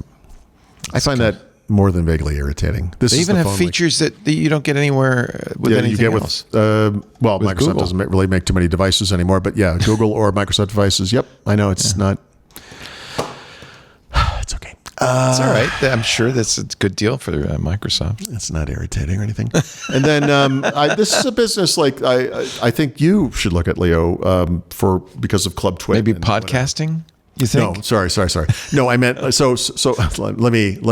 There's no future in podcasting. I can just tell you that right now. Let me try that sentence again. Okay. So Spotify is interesting to me only because it is super transparent about where the revenues come from, and they spell it out. So there's, for example, so right now they have 675 million users overall, up 12%. It's great, right? Mostly That's free. Big number. Mostly free, but let me see if I can find the number. They get ads, somewhere. So they make money. They have, where is it? I don't have it. Why don't I have it? They added 35 million new users in the quarter. No, 11 I'm million looking of which for were premium paying subscribers. So premium users, the ones who pay, are not. It's not as bad as it used to be of a gap, but I believe I'm going to call it 1/3 versus 2/3, roughly in that. Yeah, I think that's trajectory. Right. Yeah. The 1/3 that are paying customers generate like 85 or 90% of the revenues, or something like that. 425 million ad-supported users. Yeah, out of the 675. 200 and something. Yeah, so it's so it's roughly 2/3. 250 million paying users. Yeah, which is amazing, right? Yeah. But their revenues, from this is really, I think I was writing too much. I usually spell this out very explicitly, and I did not do it this time. I apologize. Yeah, because I'm always fascinated by this. But this is why things like Club Twit exists. This is why Throwout Premium exists. It's, you could have a much smaller base of people who are paying versus some base that's ad supported. I mean, I would love it if a third of our user base were members of Club Twit. We wouldn't bother with advertising if that were the case. But 100% same. I would give anything. To get that's the way we've always wanted to operate, right? Yes. So the listeners or the readers support what we do, and then you don't have to worry about advertisers. But that's not the way the world works. So at least Spotify. It's funny. I mean, their operating income was $1.4 billion euros on revenues of 15 billion euros. They give a lot back. Yeah, and they don't get credit for that, and so. Just the other day, they had a separate announcement about how, look, just to be clear, we paid the recording industry and artists $10 billion last year, a record, and higher than any other company, right? Yeah, because more people are streaming on Spotify. Yeah. They don't pay as much per stream as Apple or even Amazon, but more people use it. Well, but that's the law of size, right? I mean, that's their right. It's fine. Right. But a lot of people kind of point at Spotify and say, well, they're destroying the recording industry, blah, blah, blah, whatever. And actually, I think there's a case to be made that the recording industry would have disappeared by now, essentially, if it wasn't for this stuff. Because if you go back and look at that $10 billion announcement that they made last week or whenever that was. 10 billion, yes. 10 billion, sorry. 10 years ago, they look at what the industry was when they just started, and it was the revenues in the entire industry were $13 billion. Really? Today, they are paying almost as much to the industry as it made in total themselves before they existed. Yeah. So, yes, our artists will look at making as much. Yeah, neither am I as a writer. Right. I used to be able to charge, dollars a word. I couldn't get that now if I sold a kidney. That's the nature of things. And I honestly, if this type of thing hadn't come along, you're probably right. I think it would have cratered. Yeah.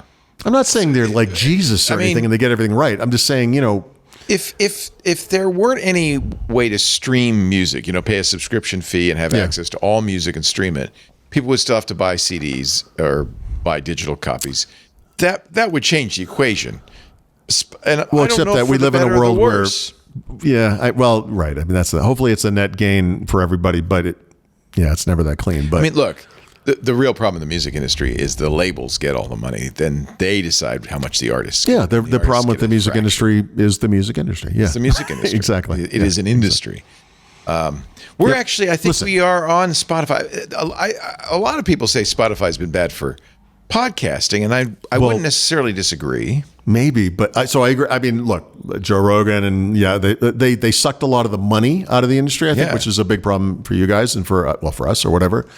On the other hand, like as an independent, if you were an independent podcaster or whatever, they will host your podcast for free. The services there are pretty good. I mean, and I think we are moving some of our stuff to Spotify, and it's not to only Spotify. Yeah. That's what I don't like is that, Joe Rogan, you have to use Spotify to listen. Right. And I don't like that. No, I don't. Ever do that. I don't like that at all. But I think that we are moving a lot of stuff to Spotify, and we have a lot of stuff. A lot of people listen to us on Spotify. And, I know we're thinking about using their Spotify ad network. Okay. Yeah. Why not? Yeah. Why not? Why not? Yeah. So, Spotify is a force to be reckoned with. I mean, I have very mixed feelings about it. To be honest. Yeah. But think about it wasn't too long ago. I'm not going to get the date right, but 2010, 12, somewhere in there. If you were to go back and look, Microsoft Office would have told you that they had 500 million, maybe 550 million users.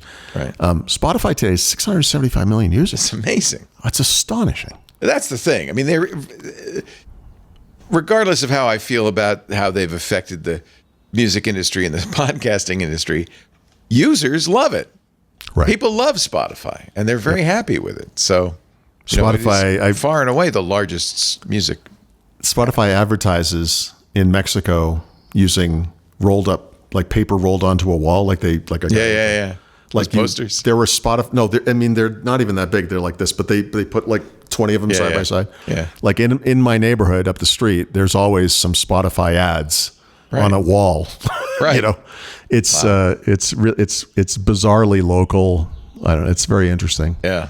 Well, I'm sure they're a big marketing company. I think they have hundreds of salespeople, marketing people, maybe thousands. Oh my God. It's probably, yes. I mean, yeah, right. Right.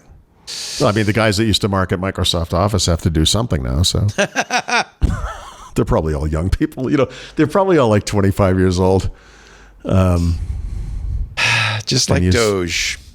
They all just speak in emoticons or something. I don't know. Paul, the world is passing us by. I know. I'm okay with it. I don't care. I am too. Sometimes you just got to say, I'm a silverback. Let the gorillas run free. Or something. I don't know. Yep. All right, hang on for a sec. I want to take a break. When we come back, Microsoft 365 and the world famous Xbox segment. Stay right here. Of course, the back of the book as well. Our show today brought to you by US Cloud, the #1 Microsoft Unified Support Replacement. We've been talking for some time now about US Cloud. I remember the first time I'd never heard of them. I talked to them on the phone. I was like, wow, more people ought to know about this. And they said, well, we're hoping you'll tell them, Leo. It turns out they are the global leader in third-party Microsoft support for enterprises. They now support 10% of the Fortune 500, 50 companies. But there's 3 reasons I think that US Cloud is better. First of all, it's going to save you a lot of money. Switching to US Cloud can save your business 30 to 50% over Microsoft Unified or Premier support. Now, that wouldn't be any good if they weren't also better support. Faster, with a remarkable response time, twice as fast on average time to resolution versus Microsoft. That's amazing. And they're better. Their engineers have, on average, 16 years experience. They are just the best, all US-based. I said, how do you get these guys? They said, we give them, great benefits, great salaries. We recruit hard to get the best engineers.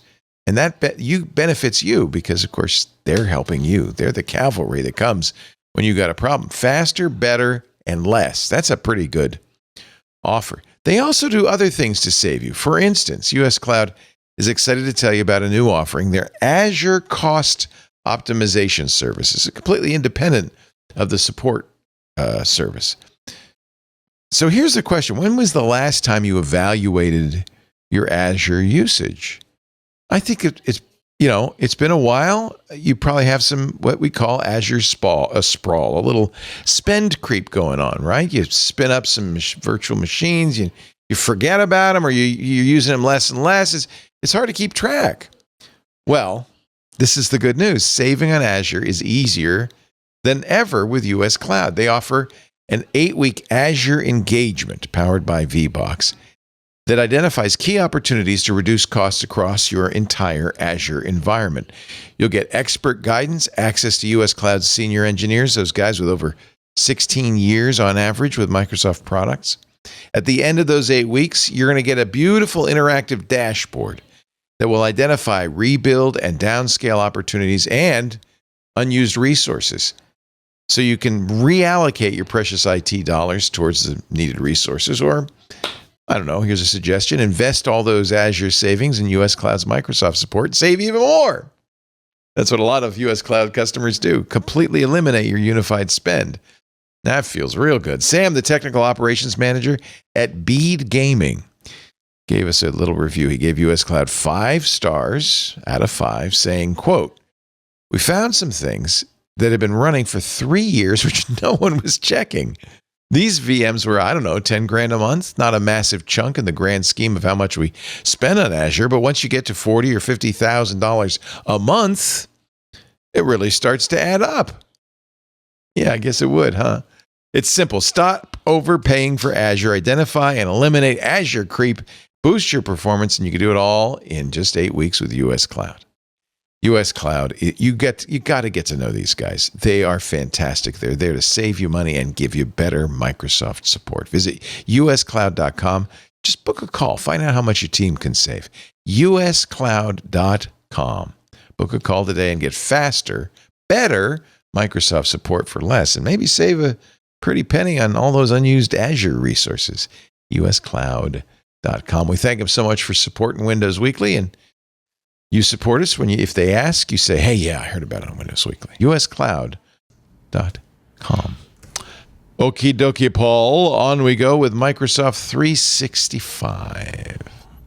Yeah, I saw this story on the tech community blog that Microsoft has about Microsoft Designer being integrated into, it's so vague the way they said this, like Photos and the Microsoft 365 Copilot app. And I was like, really? What does that mean? Right?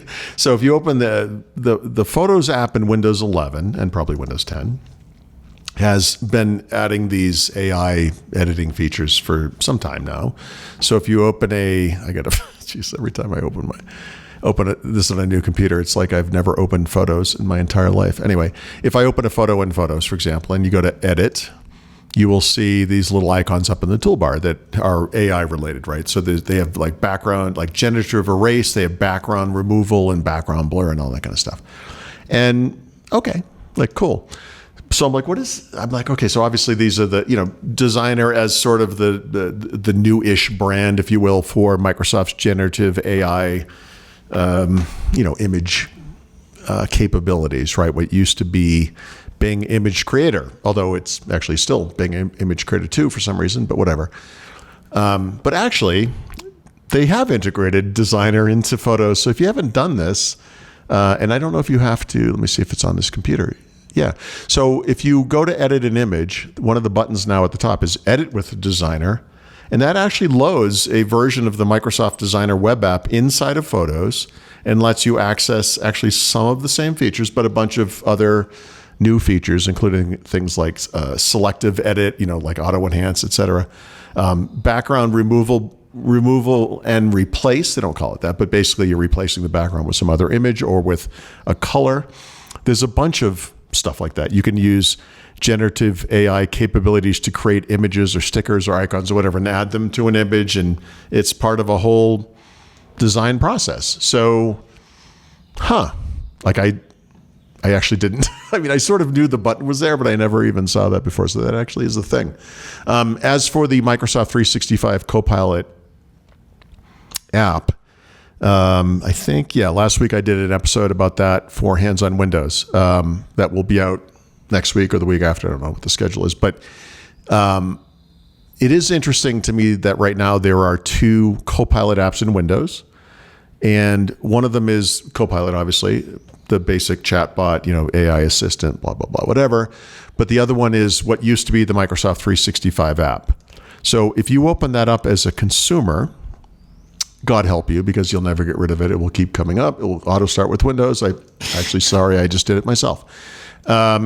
It's the Microsoft 365 app with 2 changes. There's a Copilot button in the sidebar, which as a consumer doesn't do anything yet. It will, right? It says Copilot chat is coming soon. There's a Create tab now, which is just a front end to all of the individual apps, Word, PowerPoint, Excel, etc., and they've added Designer and, by the way, Clipchamp to that list. Also Sway, interestingly, you might have thought that went away, and some other things. So instead of having the apps in the sidebar, which you can actually still see, you can just this is like a Microsoft Works type thing. Like just there's a front end for all this stuff. It will launch the appropriate app. If you have the app on your computer, it launches that app pretty good. If you sign in with a Microsoft Work or School account, this app actually is kind of transformed. They got rid of all the app shortcuts. They use Create as the front end for all that stuff. And that Copilot tab does something. It actually gives you a Copilot chat experience very much like the Copilot app, the standalone app, except that your company could, if they wanted to, turn it off or limit its knowledge base to corporate information, right? And so this is the reason they have the 2 apps. This app can be locked down, and I don't have it on in front of me, but when you sign in with a work or school account, it actually has a little green icon in the corner that tells you that everything that's happening here is data protected by Microsoft, to support the commercial customers. Why did I just tell you this? Well, the Designer integration with the Copilot 365 app, which used to be the Microsoft 365 app, which used to be the Office app, does not apply to the version in Windows. That's the one on mobile. So if you have Designer on Android, not Designer, sorry. If you have the Microsoft 365 Copilot app on your phone, which you might, because it used to be called something that made sense to you, you should go look, by the way, they changed the name. So Designer is actually integrated into that in the same way that it is on Windows in the Photos app. So when you click the Designer tab, which is actually at the bottom, not on the side on the phone, or actually the Create tab rather, and then go to Designer from there, you actually get the Designer experience inside of the app. So if you're familiar with how the Office app used to be, or the Microsoft 365 app, you know that Microsoft still does, but used to only have individual apps for like Word, Excel, PowerPoint, right? But then they had the Office app that had all of that stuff inside of it. That's what they're doing with Designer as well. So if for some reason you use Designer, I shouldn't say that. I use it for image creation for my like my web articles, but it's really supposed to be a standalone competitor to like Canva or Adobe Express, where it boggles my mind that there might be professional designers that we use tools like this, but I guess there are. You know, if you want to make a pamphlet, is kind of a stretch in 2025, but you're trying to make logos maybe, or things that will appear over social media posts, whatever it might be.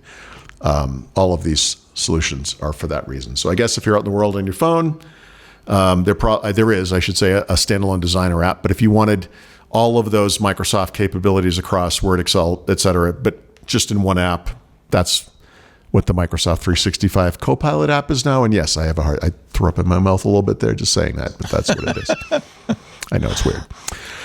Okay. The number one response to this next story is, I didn't even know they made this product. I got to tell you, I'm getting a little tired of hearing that. But okay, so if you had a Microsoft 360 or have a Microsoft 365 personal or family subscription, one of the perks or one of the parts of that subscription was a VPN that people keep calling. In fact, we call it this too. It's like the free VPN that comes inside of Microsoft Defender as part of Microsoft 365. You actually pay for it. You pay, it's not free. Yeah. It's not free, but it's free. It's free when you pay. Is it good? I have no idea. Like most everyone else, I never used it. So that's probably why they killed it.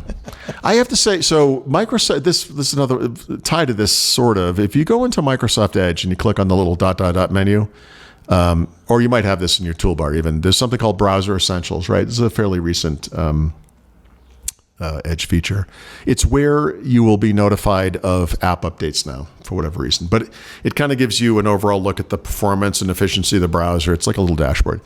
But at the bottom, there's something called Microsoft Edge Secure Network Preview. It's a VPN. It's free. There are limits on a monthly basis, and it only works with Edge. So when you enable this, you're getting a VPN, but not for your entire system like you would have got with the Microsoft Defender product or any other VPN, right? But this thing actually works just within the browser. And honestly, that's pretty useful, right? Like sometimes you just want to do one thing. Like I'm here in Mexico, I got to do some banking thing or whatever it is. I got to get into this account. I want them to think I'm in, or Pennsylvania where I live now. And I turn on the VPN, say I'm there. Actually, they probably don't even have Pennsylvania in the free one, but whatever. I know Proton has Pennsylvania, and do my banking thing, and then turn it off, right? So actually, kind of having a per app VPN is actually not such a horrible idea. Anyhow. No, that's probably how people really want to use it, right? I think so, yeah. I mean, I think VPNs are confusing to people, and I also they don't want to leave it on all the time.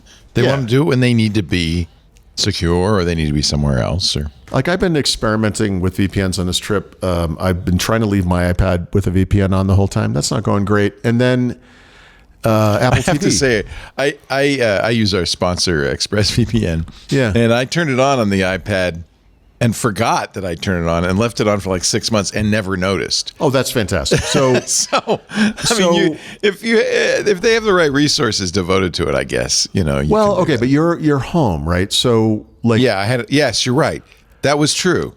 In fact, I turned it on when I was in Mexico because I wanted to watch a football game. Yeah, and I forgot. Yeah, yeah. So, like, I was tooling around Apple TV the other day. And they have like Shudder. Shudder is like a service for like horror movies and stuff.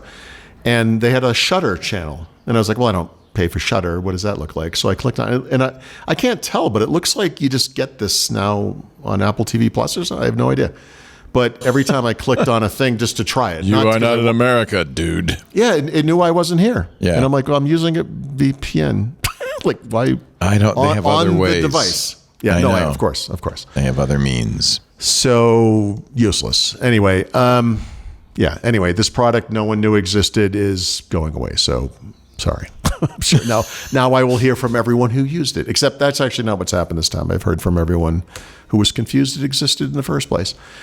And I've been told since this that this was something that Apple actually has in the calendar app in macOS, but the Mac version of Microsoft Outlook is getting an email recall feature. So if you send something by mistake, or maybe you know what I'm saying, you hit send, you're like, oh, I forgot something or whatever, you can get it back. I feel like this has been a feature of email since email. I don't know what's going on here, but anyway, they're adding that.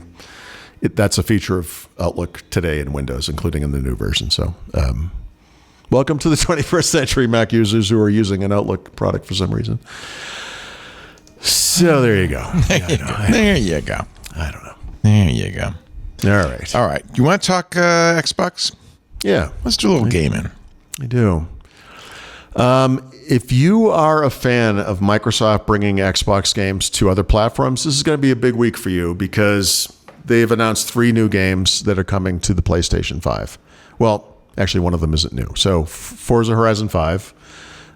If you're not familiar with the Forza series, there's the Forza games, Forza Motorsport, etc., which are the realistic, simulation type games. And then there's Forza Horizon 5, which is like the arcade style, like fun, the good ones. Forza Horizon 5 is an awesome game. By the way, it takes place in Mexico. So that's coming to PS5 in the near future.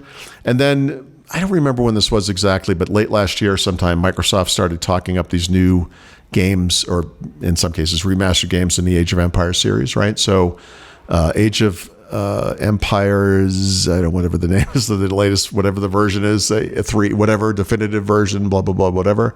And then there's Age of Mythology. They are bringing these games to the PlayStation 5 as well this year. In fact, I think one of the 2 is coming within a month. So that's happening. So maybe your next Xbox will be a PlayStation. Anyway, Starfield is going to come to Game Pass Standard. Game Pass Standard is the thing that used to be Xbox Live Gold, right? Essentially. So this is the low-end one that gets some number of games, 50 or 25 games in a kind of a curated catalog. It's the... Oh, no, I'm sorry. I'm mixing this up. Game Pass Standard is the one that used to just be Game Pass. This is the replacement. I don't understand why you're confused about this, I know, Paul. There's only 13 things called Game Pass. I apologize. I'm a little frazzled. Anyway, so Starfield, I want to say, was part of the other Game Pass tiers before, like Ultimate, probably. Is it on PC? Actually, I can't keep track of anything. Who cares? But it is coming. And they also announced some other Game Pass titles coming across all the different platforms. Madden 25 is huge. But to me, the one I'm really looking forward to is something called Avowed. Have you seen this? Have you seen any? Say, what is it called? It's called Avowed. Avowed, game. no. Yeah. So you should look this thing up. So this is it's like it's a role-playing game, but it's an action game. It's an Xbox Studio game, like literally Xbox Studio is not some third-party something that they bought. It looks amazing. And, we'll see. But this is, I'm hoping I might be able to test this. I think I might be testing this soon. I'm really curious to see this one. I'm looking for anything, frankly, that can get me off of Call of Duty, but I'm struggling. To the living But it looks pretty good. That wild frontier. So you play what, a guy running around? And You play a guy running around. That's exactly right. Mm-hmm. Yeah. I got it so far. That makes it completely You different. got nice from every boots. game you've ever played. Yeah. Oh, and a fancy face. The dream scourge is but a symptom of a deeper, more dangerous So, rot. Fantasy setting. yeah, it's kind of World of Warcraft-y, maybe, or... The living lands, so that those who remain And it's not like Microsoft owns World of Warcraft. So wait, what? Huh? Yes, they do. Oh well. Yeah, it's got a I little don't bit know. of Looks Ori, cool. Ori style Yeah. graphics. Yeah, it looks pretty. Oh, yeah, a little Ori there, yeah. Yep. You loved Ori. Yeah, Ori is like, I listen to the music from Ori. Did Did you ever play Baldur's Gate? Yeah, I don't like turn-based stuff, I think. But, exactly. The straight up, I would call them like D&D type games. Like, I don't know. Yeah. It's a real D&D Yeah. game, yeah. You can choose your side, be a goon or a goon or a goal. Goon or a goal. Looks like some cool little things. Yeah. You can, do some magic. It just looks really pretty to me. Like, this is just, looks nice. It's, it's so challenging these days to do something original.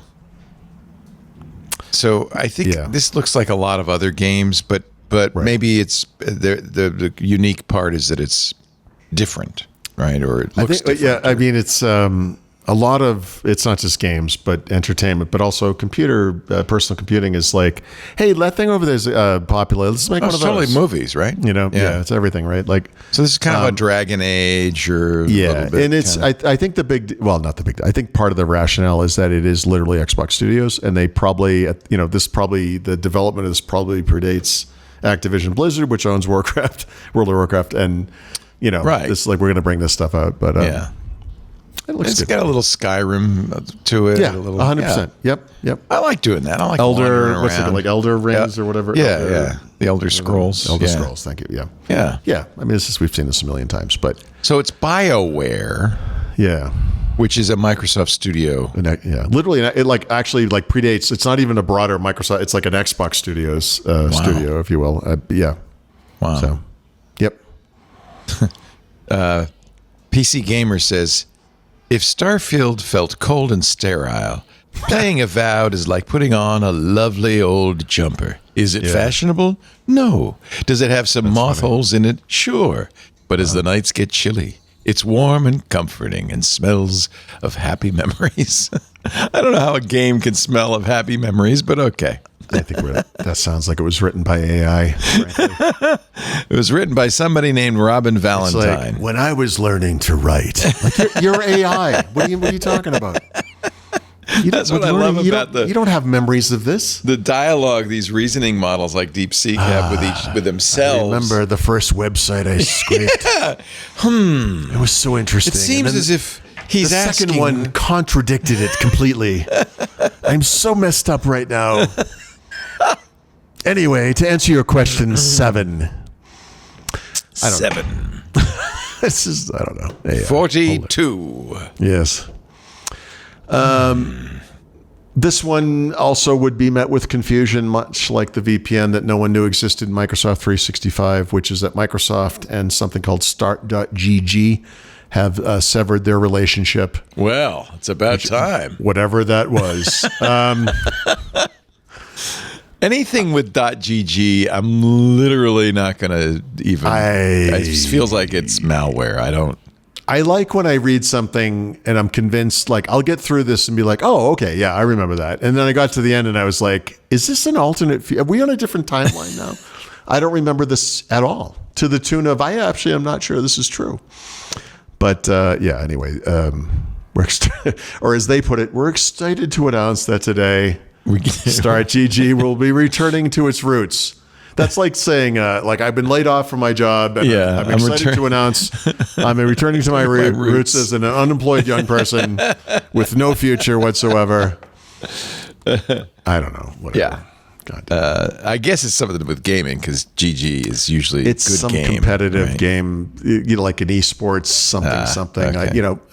Microsoft, when that stuff started taking off, a lot of the companies that were making games that would kind of fall into this category, like sports games, obviously, but games like Call of Duty, when they did their Warzone, type game, like a lot of this was like, oh, we're going to turn this into an esports competition, and Activision was heavily involved in esports for many years, probably still is, right? As Microsoft, I'm sure it's still a big thing, but Microsoft didn't own Activision then, so I'm sure this was their attempt. Like Google just bought DoubleClick. All right, find something else that no one's ever heard of and buy that. And that's exactly what they did. It was called Aquantive, and they wrote it off a year later, right? And this to me is like a minor version of that. It's like, let's get into this thing that we hear people are doing for some reason, and I don't know. So there you go. All the kids are doing it. Yep, except they're not doing it on Microsoft. So congratulations. So there. Yep. Good job. And then finally, Nintendo announced their earnings. This is the second, maybe third, but at least second quarter in a row where they've had to revise their prediction for Swift sales. Yes, for Switch sales. And what this means is that when Nintendo's fiscal year ends at the end of March, they're actually not going to hit the number they need for the Switch to be the best-selling video game console of all time. They're going to fall just short of that. But the year has 9 more months left after that. There's no doubt that before this year is out, the Switch will unseat DS. Well, they've Osborned it because they've announced Switch 2. Yeah, but the good news is the Switch 2 will be mostly backwards compatible. We'll just call it backwards compatible. We don't know the full story, but probably backwards compatible. I bet they keep some version of the original Switch in market, right, for a little while at least. So they have a chance. The low-end offering, right? Yeah. The less expensive. So, yeah, there's no doubt that they're going to keep going. I mean, this came up earlier, I think, but one of the many difficulties I face just in my day-to-day life is the financial earnings stuff. A lot of math, right? A couple of companies I covered, Nintendo's a good version. Japanese yen, Samsung, Korean won. They report their earnings in different currencies. Even Spotify does the euro, whatever. So these numbers are weird to me, and it takes me a long time to get through them. They don't do the conversion for me. Why would they? And then some companies don't do the year-over-year, quarter-over-quarter, whatever it is, growth, and I have to calculate that. It's a lot of fun. Anyway, I do a lot of math. You should use an AI for this. That's what AI is good at. You're probably right. I'm resisting. I'm trying to do the work for now. But here's the struggle with Nintendo. As the year progresses, they report their earnings in terms of the fiscal year. So this is a report for the previous 9 months. It's not the per quarter. So I had to go back to the previous 2 months, find out those numbers, subtract, do a lot of stuff. It was a lot of fun. Anyway, painful. Yeah, it's not great. It's no wonder I'm a psychotic. So in the 9 months leading up to now, which is leading up to December 31st, right? The 3 quarters of their fiscal year that ends in March. Nintendo sold, I just said all that, no, I can't, I don't know the number. Yeah, 13.74 million Switch consoles, right? Wow. Which is a decline of 31% almost year over year. So yikes. So if my math is correct, in the holiday quarter ending December 31st, they sold almost 7 million, or almost half, or roughly half of all those, which makes sense, right? Because of the holidays, et cetera. But like I said, they've been cutting their forecast, et cetera, et cetera. So if they hit their numbers now, which they've revised twice, but if they do, they're going to fall just short of the 154 million units that it sold of the Nintendo DS. And they will land at about 151. So all they have to do is sell 3 million or 3.1 million, whatever, in the ensuing 9 months or whatever amount of time. It doesn't matter until they kill it. And the Switch will beat the number. There's no doubt. Like it's just not going to happen as quick as we thought. It doesn't really matter. Well, I mean, yeah. If it's a success, I just feel bad for the poor fathers who went out at Christmas and were real excited to buy their kids a Nintendo Switch, wrapped it up. The kid opens it up and says, I mean, there's a new one coming out in a month. What are you? When this was invented, the world was in black and white. What are you doing? What are you doing? Yeah, I was going to say, if Dad bought one of these over Christmas, I hope he knew what he was getting into, because he didn't know that the new one was coming out. That's why. But we're in year 8. Yeah, come on, man. Well, that's why I'm amazed they sold. What did you say? 7 million? That's mind-boggling. I know, it's incredible. They have buying those. The numbers are really kind of incredible. Over 50% of their sales are digital now, which is great, right? Yeah, I don't. I never buy a cartridge anymore. No, I haven't bought one since they. Do you have a Switch? No, but I mean for video games, like I've been in general on Xbox or whatever. Like I haven't bought a disc since 360 days. I mean, somewhere. There's no point. No, because they still have to download the 400 gigabytes for the game. And then I don't know how it works everywhere else, but on Xbox at least, you had to have the. Maybe it's different now, but at the time you had to have the disc in the thing. Yeah, it was copy protection. And it's just guys, come on, stupid.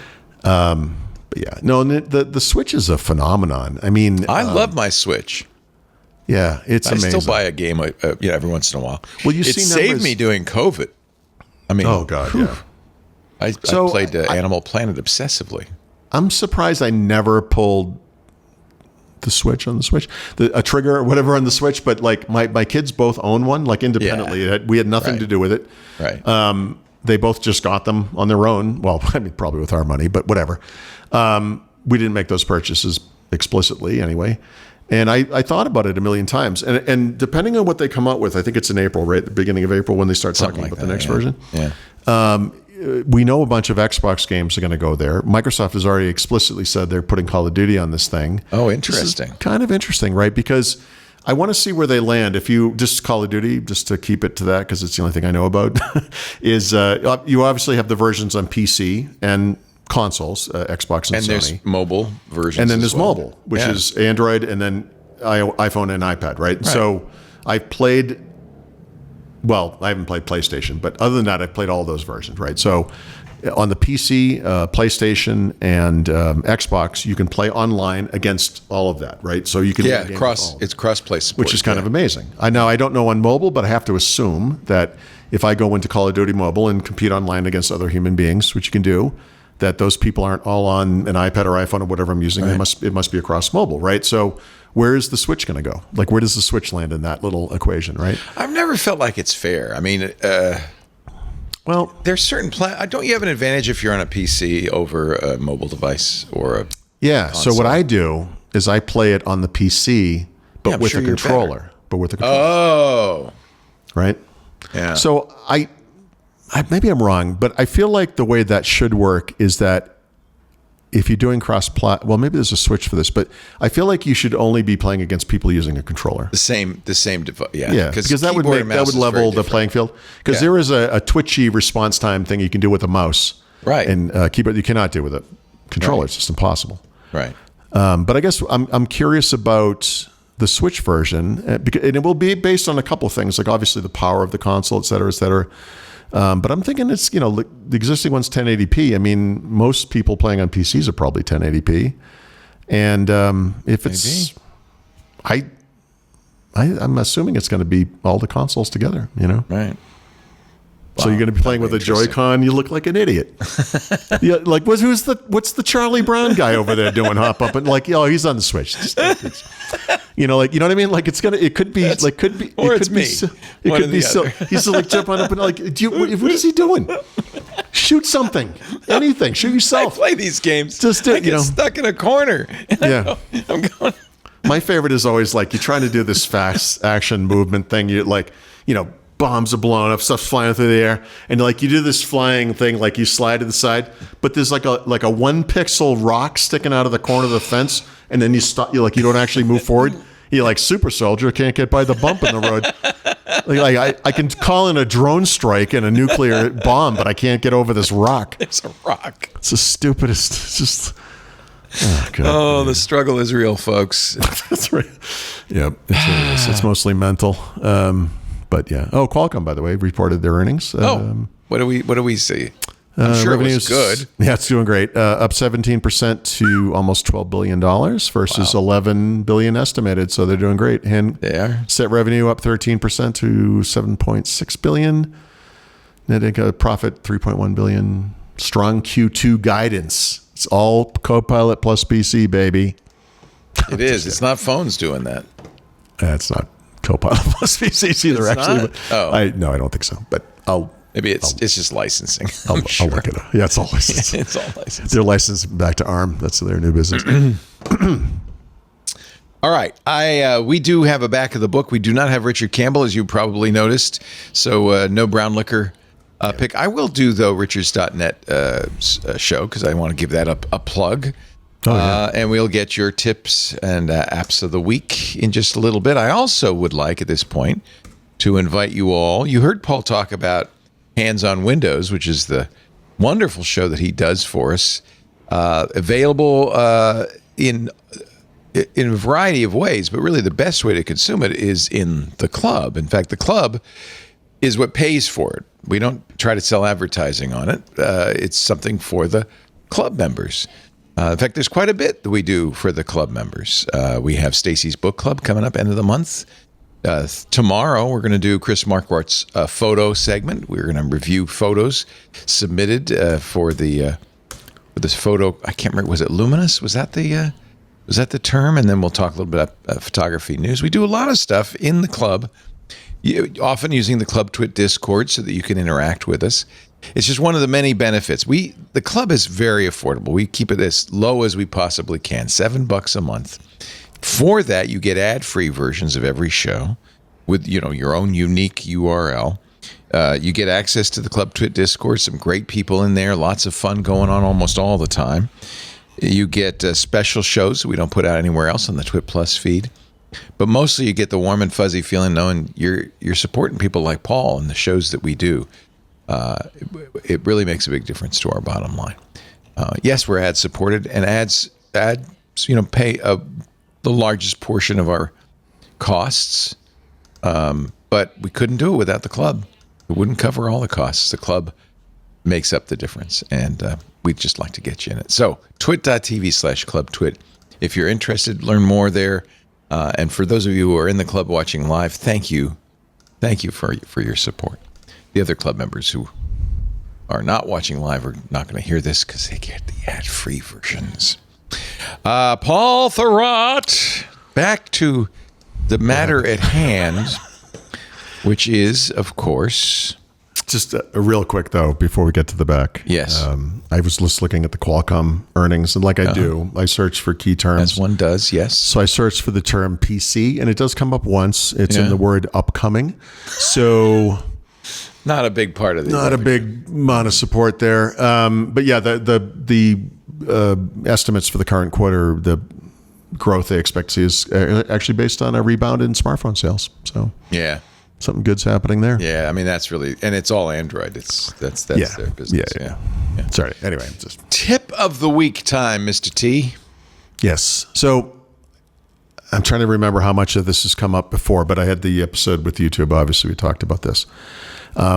Anytime something like that happens, you sort of reassess things, right? Like, what could I do differently here? Like, what do I need to do to protect myself against whatever? So in the past, like a lot of people, I would say this, you might equate this to like a data loss scenario. People get the backup religion after they lose something important, right? So in this case, I almost got locked out of my YouTube account, which is a channel or they have a term for this. I'm forgetting, the brand or something that's associated with my Google account, which is a paid workspace account. It's a business account, right? It's not a personal account. It's like something I pay for. In fact, I pay for 6 of them. So wow. I don't know. I didn't get a lot of support. So that was kind of tough. So tied to this, I would just say about a year and a half ago, I did this big digital decluttering thing. Now, the biggest part of that, and honestly, the most important part to me, was taking all the digital photos that I have, and these include things that are scanned photos of analog photos or paper photos, getting them all in one place, organizing them, getting all the data, metadata correct as much as I can, and then replicating that collection to multiple places so that if there's some disaster, everything's good, right? But I did a lot more than that at the time. I also did some similar work with like what I think of as my personal and work archives, right? So I have 30 years of documents, mostly work related, home videos. I did other things. It was a bunch of it. So I've decided, I went through a bunch of different stuff in thinking through this, and I'm going to do something similar to, I'm not going to call it decluttering although actually that's not a bad term for this, but sort of like online, I'm thinking of it as online accounts, but honestly it's like online identity. Maybe like an online colonoscopy? Yes. That, because a digital enema? I don't know. Yeah, no, the parallels there are perfect. It is. No, I'm just kidding. It's the same discomfort, but it's necessary. Yeah. It's like when you give a dog a pill, it's looking at you like, I trust you, but I don't want to do this. Yeah. So there's a bunch to this. This is good. When there were the wildfires here a few years ago, yeah, we had a go bag, but I was amazed at how little of like the photo albums I didn't need them. I digitized them all. Yeah, that stuff's huge, right? Like and people in Los Angeles, thousands of people lost everything, and including their photos. I hope they had them digitized. It's a horrible thing in 2025 for that to happen. I can't remember why this came up recently, but in 1987, I was living in Albuquerque, New Mexico with my paternal father, and the house burned down. My dad stupidly took the tip of the Christmas tree, threw it in the fire. I don't know if you know this, but pine trees explode. Oh, dear. And the whole house went down, right? When the firemen showed up, they asked my father, and the house is burning. It's sitting there on fire. And they said, is there anything important in there you have to have? And he says, if you could grab my photos, that would be great. And they did. Yeah. And I have a photo of these burned out photo albums on the ground on the driveway. We still have these photos. They're fine. I have pictures where some of them have like the burn curl at the top, like my grandfather in Ireland. Yeah, but they saved. Yeah, and most of them are actually fine, right? So that was 40 years or 30, whatever that is, 30, almost 40 years ago, 35, 40 years ago, whatever it was. So it took me 30 years, but I finally took all of my paper photos, digitized them, and did what I did. So I described it already. But Good. I did that work. It's hard. It takes a long time. It's a real pain. But here's the thing. So I don't remember if I mentioned this last week, but with Google in particular, but also Microsoft, and to a much lesser degree, Apple and sort of Amazon, you can sign into sites online with that account. It's easy, right? My Google account's pretty secure in the sense that I have a passkey. It's seamless. It is the perfect combination of the best security and the best convenience you could possibly have for this kind of thing. Right. But it's still Google. Right. And if Google takes this thing away, right, which they just pretty much did, right? And I got it back. But like that, we've all heard these stories. So I'm going to try to decouple my sign-ins. It's kind of like a fire, right? That's worse than a fire. Gone in seconds. Yeah. So here's the thing. This is the thing I want people to think about a little bit. My primary Google account, like I said, is a workspace account, which means I have a private, my own domain, Thurrott.com. So if I wake up one day and nothing works and Google's like, sorry, you did something wrong, or it doesn't matter, but you're gone, I can redirect that domain and all my email-based stuff will still happen, right? Like I might lose data and stuff, but I can get that back. If you have a Gmail account or a Microsoft whatever account, like Outlook.com, Hotmail.com, whatever, and they take that thing away from you, I get bad news for you. You're not getting it back. It's not your name. It's not you. You don't own it. You may own the content in there, but you can have a fun time going to court to try to get that stuff back. But as far as sign-ins go, if you're doing that single sign-on thing, you want to be a little careful of that, right? Back up everything. Yes. So someone says, don't store the only backup of those photos in your home. Right. Of course. No, I mean, it's in, right. So I have a Synology NAS in my home that has a lot of that stuff. Of course. Well, I'm going to get to that. Actually, this is my end game. So I've had NASs over time. I'm on my current NAS is way out of date, and I'm going to get to that in a moment. But I went to Google to find. I'm going to do a Google takeout of my YouTube content. This is something I've never backed up. I have thousands of videos up there. You're not alone, Paul. I would guess most people have never backed up. I never even thought about it. Right. I thought about it now, so I'm going to back that up. I'm going to decouple all my signing with Google's so that I can sign in with only the account. Good, like that. I'm going to start working. This is one. I'm just going to be honest. I'm never going to finish this one, but ideally, what you could also use is an email alias service like Mozilla Office One Simple Login. I'm a Proton customer, so I get Super Login as part of that, where you can create email aliases to sign it to do anything online, right? So I've done it for a few newsletter type things. I don't really think about it enough. This is something I'm going to try. I'm never going to get there, but I'm going to try to see if I can't move online accounts to an account that can be redirected at any time. So in that case, if you think about that gmail.com, hotmail.com, whatever it is account, if you're using an alias and you lose your Gmail account, you'll be okay. You still have the email. You may address. Yeah. You may not have the email, but you have the address. But you'll be able to redirect it to another account and get back I do that. All of my emails. I use Fastmail, but I own the domain. I own all those domains. Yeah. So if I decided I don't want to do Fastmail, I want to be super clear. This is not like I'm not going back to like physical media or whatever. But I print out every email I get, and I have a stack of boxes. Are you Brian Livingston? Yeah. Did he do that? Well, this is a long time ago. A lot of executives. A lot of paper. Will Hurst used to do that. He'd have his secretary print out his email and then bring it to him. Yeah. And then he'd write the response on the email and give it back to the secretary. Back and she'd type it. Yeah. Jeez. Okay. Well, that's pretty old school. AI is doing that in about 10 seconds. So that's going to be nicely automated. This isn't related to anything that happened with Google, but I do also have we talked about this in terms of passwords. I made the point some time ago about password management. We all have we've all used every browser on earth, and we store passwords there, we store them here, and then we do this third-party thing, and we move to this one. The one thing I think most of us never thought to do, at least sometimes, was get rid of the contacts in the old thing, and they're sitting out there, half protected, not protected, I mean, whatever. Yeah. So you want to be careful with that. That's a whole nother story, but semi-related. I'm going to do something like that, and this is like the consolidation thing, where I'm going to have one contacts list that I will back up and replicate and whatever.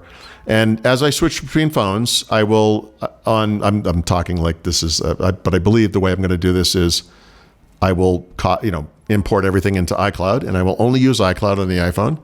And then when I move over to Android again, I will delete that all, and I will go over to Android, and I will put it all in Google Contacts. It's going to do this. So I'm going to see. This is one. It's kind of off to the side, but it's related because it's online identity stuff. But the big one for me is the NAS. So I'm lucky in that I have a home in Pennsylvania and a home here. Yeah. And what I want to do is get a NAS that will, for both places, that will replicate with each other. Synologies will do that. Yeah. So I have a duplicate. I used to have a duplicate Synology at the studio. Now I don't. I'm kind of thinking I don't have an off-site copy of the NAS. I mentioned, or this wasn't a complete list, but I have my personal and work archives. I have my photo collection from my entire life and beyond, because it has some stuff from my parents, grandparents, whatever. I don't know what to call this. The master, whatever copy of those things is different for each one. But if this goes accordingly, I want that this is not a good term, but the main copy, the primary source, the canonical, non-deprecated, penultimate. Nice. Okay. Yep. I always love the word penultimate. But, I know. Because no one understands it, and it's wonderful. To be those NASs, right? I will still have a copy of my photos in Google Photos. No, but that's a perfect OneDrive. way to do it, because, in fact, the way I have my Synology set up is it copies but does not delete. So it will copy everything because it's huge, right? Yep. So there's no reason to delete anything. So everything is copied over to it. And if I delete something somewhere, it doesn't matter. It's still on the Synology. Right. I do have to get that replication set up, though, with a second Synology somewhere. Yeah. And this is where, look, you're talking about geographical separation. You're also talking, I don't think it's smart to have two copies in Google or something like. No, depending on what it is. If I had a second home, yes, that would be the perfect way to do it. I understand what that sounds like, but I'm lucky. You may not have a second home forever. Listen, though, right? This is a small place. What are you going to do if you move to Mexico? Yeah, I don't know. I mean, I would. I don't know. You know what you do? You set up a thing with maybe me, a friend, and my brother-in-law. Or, yeah, right. Yep, something like that. It will be something like that. Back in the old school version of this was this. I mean, I'm not going to get the time right, but you'll understand the age when I say this. Something happened. It was a data loss thing that we get religion when we lose something, right? Yes. So I lost some data, whatever it was, and I remember going to my wife and saying, "Listen, this is going to sound crazy, but bear with me. I need to spend $2,000 on two $1,000 FireWire-based backup external drives, which were, I think at the time, 1 terabyte, which in that day was, I mean, maybe that wasn't even, but I think it is. It was, I can almost come up with the name of the company, but it's like they were primarily Mac based, but I actually got a FireWire card from I had a Windows server, but it was a blue circuit, LaCie, or blue circuit. Yeah. I think it was LaCie. LaCie. They were $1,000 a piece. Yeah, I have. And I was explaining it to her like a child coming, like I want to buy something, and she literally cut me off and said, "Just get it, just do it. I could tell you need this. We need this." No, it was not. That's great. That's supportive. It wasn't for fun stuff. It was like, this is for our lives. Like, we have to get this. And what I would do is, not every month. Well, probably in the beginning every month, but after time it'd be like every 3 months, every whatever it was. I would just run a backup, bring it over to my parents' house. They live in the same town. Take the disk back that they had, plug that in, run a backup. And then I would just do this. I would physically carry a disk. They were big and a heavy metal thing, right? So it's sort of the modern version of that, except now it's going to be automated and it will just happen automatically. But what I want is this thing to have an app on the phone that will download the photos, just like Google does and Microsoft does, whatever. and that will be the primary place, right? This is such a common use case that Synology, and I imagine all the other NAS companies also, have apps that do exactly that. They will suck all the photos out of every device, including your mobile devices. Right. They will, back it up to the Synology, and then they have a program called Hyper Backup that will replicate your Synology to the second Synology. Oh yeah, It's what it's set up to do. I mean, that's the number one reason people use a NAS. Yep. Yeah. No, it's just so necessary. So, look, It's a lot easier than it used to be. You don't have to buy that LC drive for $1,000. I know. Well, that's just gonna. The Synology will cost I'm sure the more. NAS will be. Yeah, it'll be expensive, but you it's have okay. 5 drives in it. Yeah, it's okay. Whatever. It's worth it. It's going to do it. So, next Wednesday, when I have completed all this work, this is going to take the better part of the year, I bet, in some cases. So, this is going to be, it's a big thing. But this is what happens. Something bad happens, and you kind of sit back and think about it.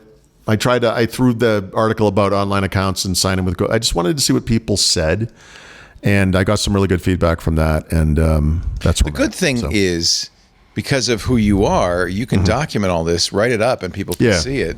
Well, that was the thing. I actually wrote something to that effect. I said, look, in a lot of cases, when I write something, I'm like, look, I know about this topic, like I'm, whatever.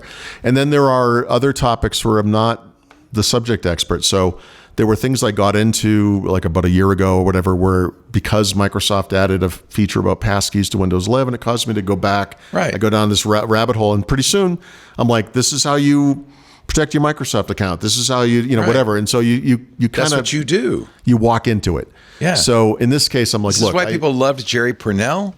Yeah. Why they love Steve Gibson. This is why they love you. It's because you're a real user, and then when you start learning something, you share it. I try not to put myself in that kind of rarefied company, but yes, I do. Well, I did for you. Jerry Purnell used to say, I make these mistakes so you don't have to. And like my response to that is, that's beautiful, but I just make mistakes. And look, maybe if you can learn from me. I'm a mess. Look at that idiot over there. Don't do that. I cut my teeth on Jerry Purnell. He was a columnist in Byte Magazine, and of course a regular on Twit when he was still alive. Great science fiction author. But that was why I loved him. And a lot of what I ended up doing on Tech TV, on the radio show, and now on Twit was inspired by that. Every man, I'm going to do it, and let's see what happens, and I'll tell you about it. Well, this is what Jerry Purnell, before he passed, sadly, made the case, I think, effectively. He was kind of the first blogger. Yeah, it was. I mean, it was in a magazine, but yeah. Yeah, but that's... But the name of the column was Chaos Manor, which will give you an idea. I have, this is, I don't know what you would call this place, Chaos Hovel. I don't know, but... Casa Chaos. Casa Chaos. I love it. That's pretty good, actually. Anyway, this is what I'm going to do. So we'll see what happens. But in the meantime, first thing I got to do is download these freaking videos and see what that looks like. What a nightmare. Thanks, Google. As Jerry would say, you'll do that real soon now. I'm going to start it the second we stop recording the show, actually. So literally, I just got the email that I set it up already. I just haven't done it. Yeah. Okay. So, like 100 and something 2 gigabyte files, do the math. Anyway, okay, so there's that. So that actually is all of that. So this is something I think it's going to come up throughout the year. So you can look forward or regret it or whatever, I don't know, or hate it or whatever it is. No, I can't wait. Okay. I'll be following along with interest. What, do you want to do an app of the week? Perhaps? I do. I wish I had a good one, but I don't.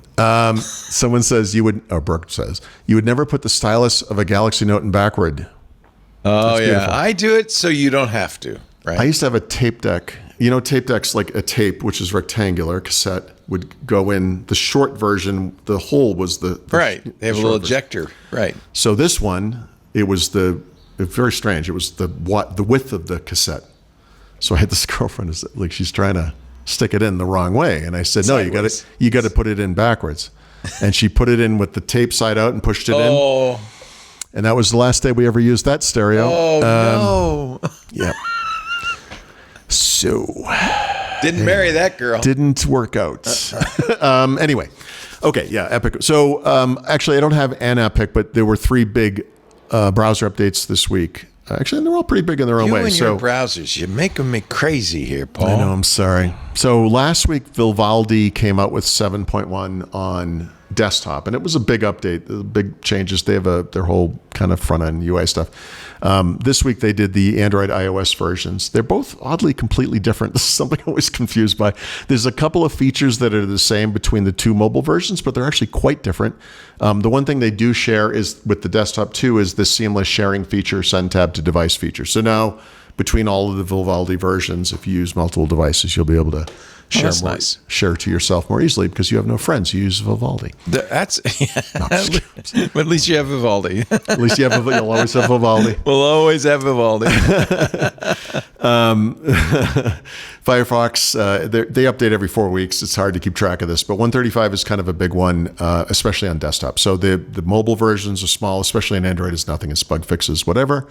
There's a couple of actual functional improvements on iOS, but on desktop, we're getting the previously announced AI chatbot in the sidebar feature, which was available in Firefox Labs and beta, et cetera, but now it's rolling out to everybody. And this is that kind of, they're not the only ones doing this, but they're giving you the opportunity to plug into different AIs, right? So they support Anthropic Cloud, ChatGPT, Gemini, Hugging Chat, and I love this name. It's the Mistral. It's called Le Chat. Le Chat Mistral. I love it. It's better because it's French. I think that means cat. Anyway. No. No. You're right. It does, doesn't it? I thought Do the French call chat? The Chat Noir. Chat. The Le Chat. My AI has Mistral. taken the chat. Do you have to have an account with this to use it, or do they give you some free credits? Oh, that I don't know. Actually, it probably varies by AI. Actually, so I assume these are the public-facing, like the free versions of each. I would think, and then you could sign. Like if you have ChatGPT, you could sign in and get whatever benefits you get from that. Because I pay for almost all of these. At some point, I expect you this year to not do that. At some point, right? Like at some point, it's gonna. Well, they all have different capabilities, so it's like I can't just It's that's like say, like imagine a person, because I'm gonna keep going back to the well on the same exact example. Like you're a writer, so you're like, all right, so I'm gonna write it in Microsoft Word. Right. And it's going to do whatever corrections. And I'm going to save it. And I'm going to open it in WordPerfect because WordPerfect has a really good whatever grammar check. You're like, okay. And now I'm going to bring it over to like Apple Pages and be like, all right. So it would be insane, but you're kind of doing it. That's insane. Okay. I have a folder full of AIs. And then I'm wearing a bracelet. Well, this is another AI. This is B AI. I don't even know who this is. And I have the Plod Note, which, I just can't. But it's kind of an occupational hazard. I mean, I don't think even if I didn't have to cover this, I like ChatGPT for some things. I like Claude for other things. DeepSeek is fascinating. Perplexity I use for search. Right. And the funny thing about Perplexity is I can choose within Perplexity those models. Yep. So, I mean, that's hard to narrow That's it down. like you have a meta AI inside of Perplexity. Well, in fact, when I did the DeepSeek search about the Mexican voting changes, I did it in Perplexity, but I used DeepSeek. Okay. I don't know. It's just crazy, man. I hope by next Wednesday I have a definitive answer on what this woman said today, but I right now have no idea. Well, if you had DeepSeek, the Chinese know. I will. Okay. Well, I do. So I'll get to that. Anyway, ask there's DeepSeek. There's a bunch of other stuff in Firefox 135 for desktop, so it's worth, obviously if you have it, you're just going to get it. If you're a Firefox user.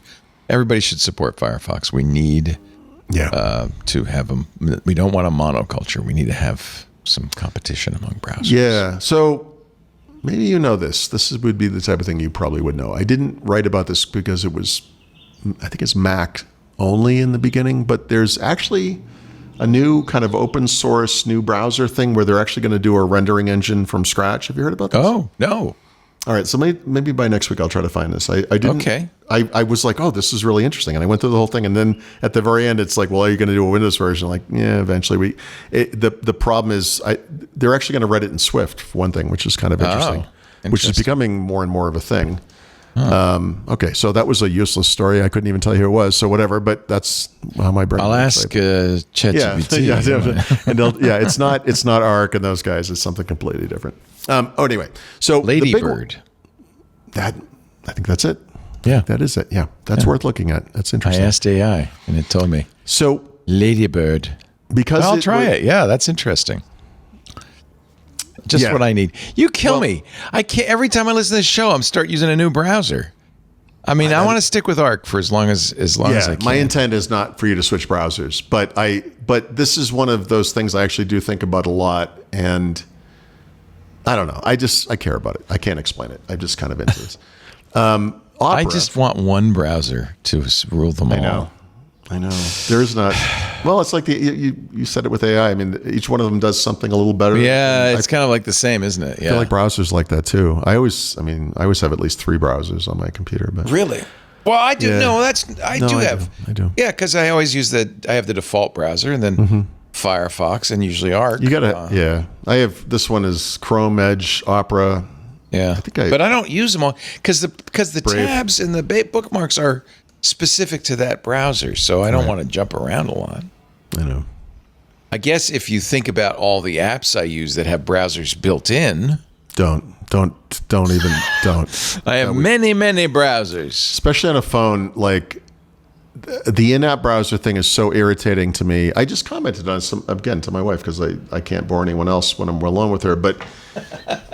And I'm sure she loves it. No, it's tied to the story from lunchtime. I was getting results in Google in Spanish, and I was like, look, I can handle this, but I really want them in English, and I've already configured this. Why is that not happening?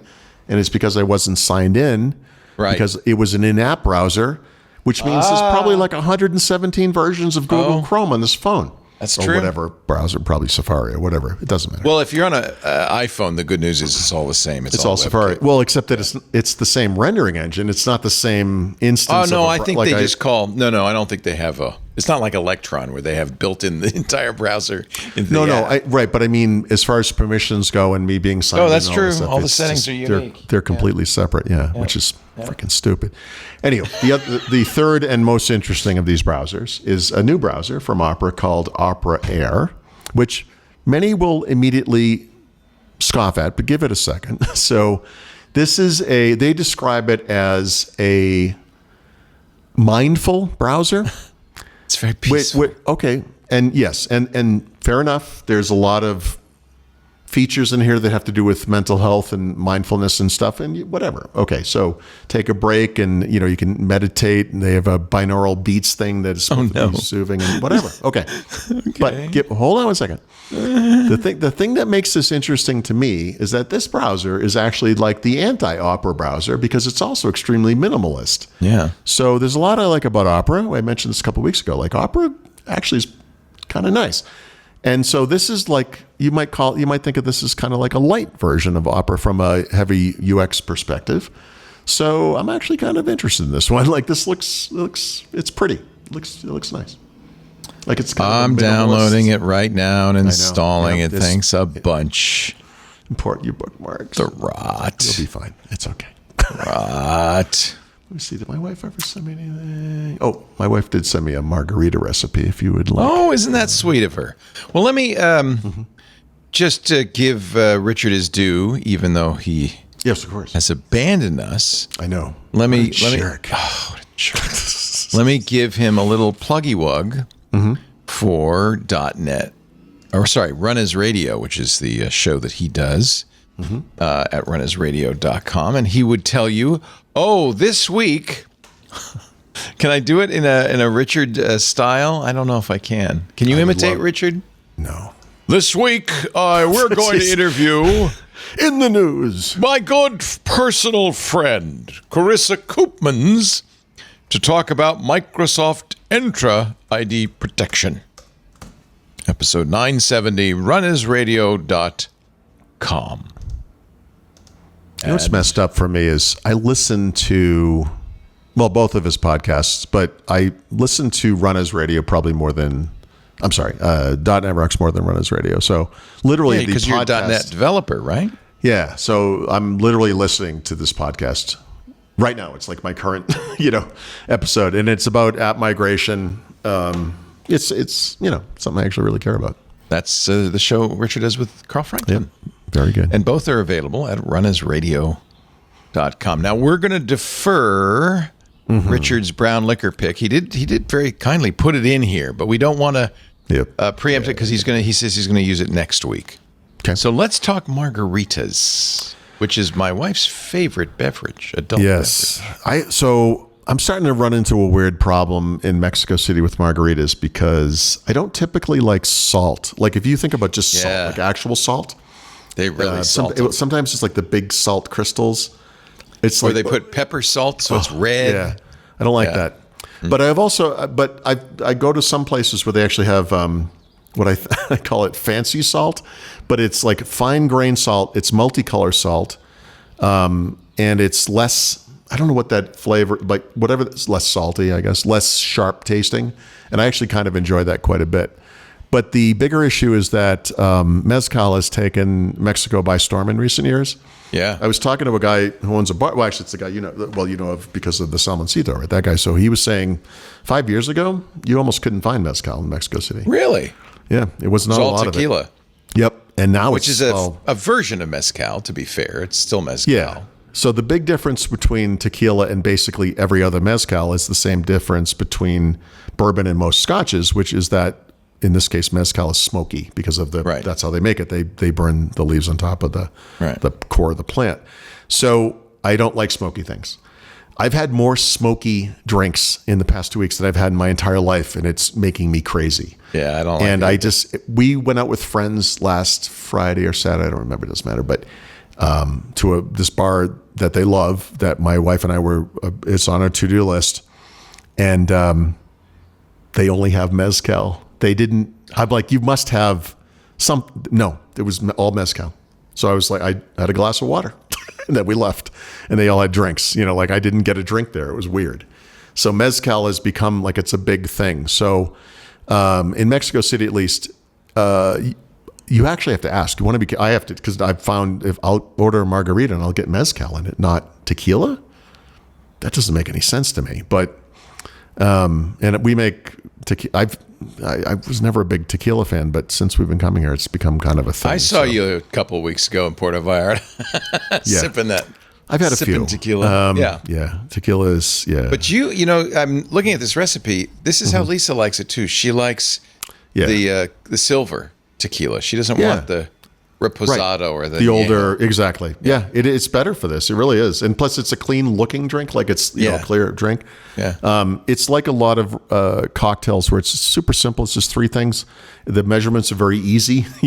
2 ounces of white or silver tequila, 1.5 ounces of triple sec, and then some 1 ounce of lime juice. Right. So classic.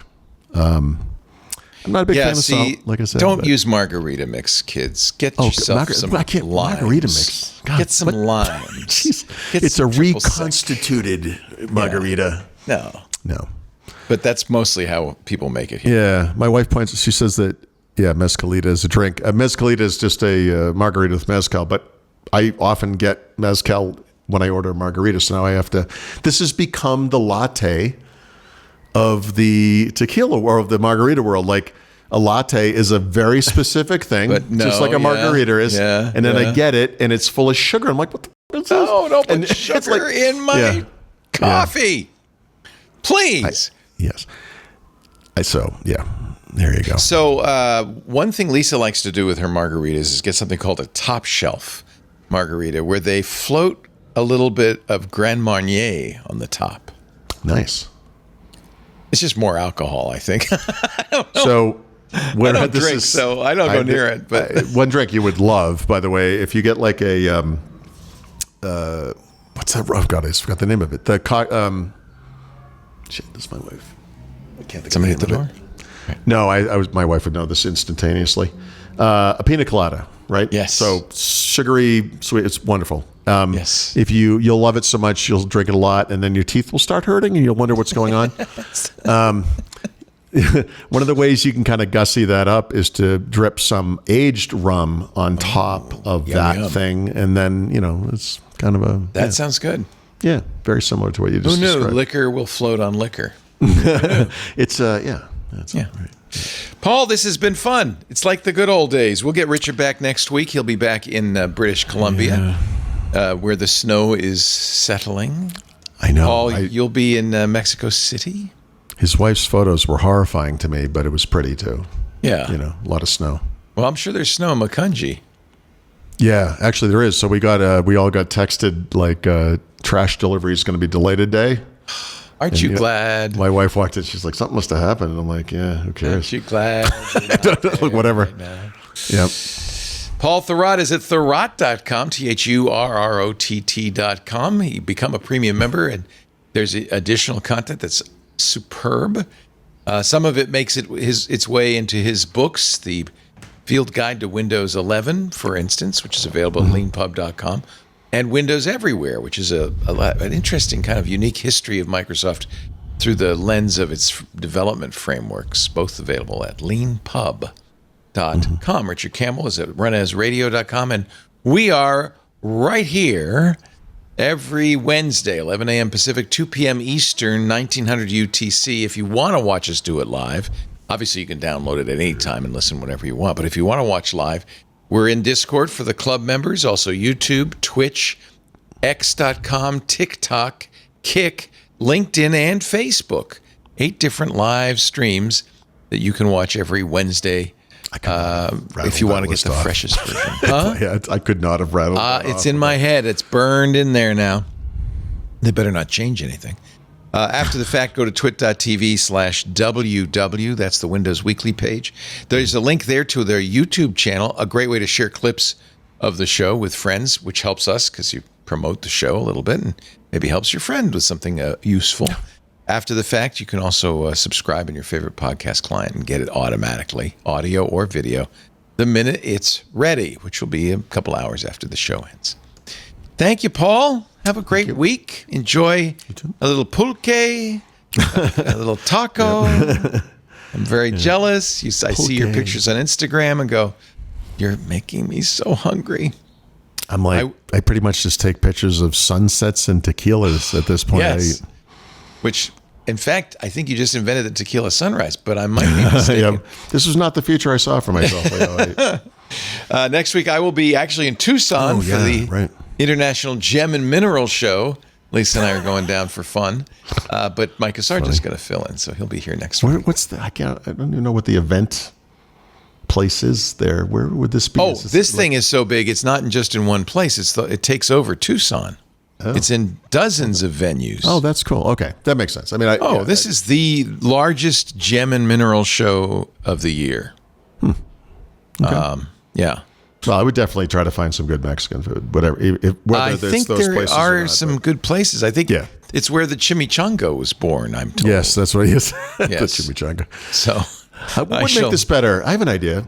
Deep fry it and then put it in some huge sauce. Sure. Take a burrito, fry it, deep fry it. I'm worried there's not enough calories in this. Is there some way we could bulk This it up? is the 70th anniversary gem and mineral show.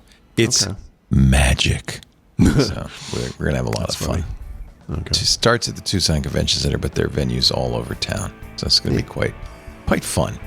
Thank you, Paulie. Have a great week. Enjoy your life in Mexico City. And all of you, we will see you next week right here for Windows Weekly. Bye-bye.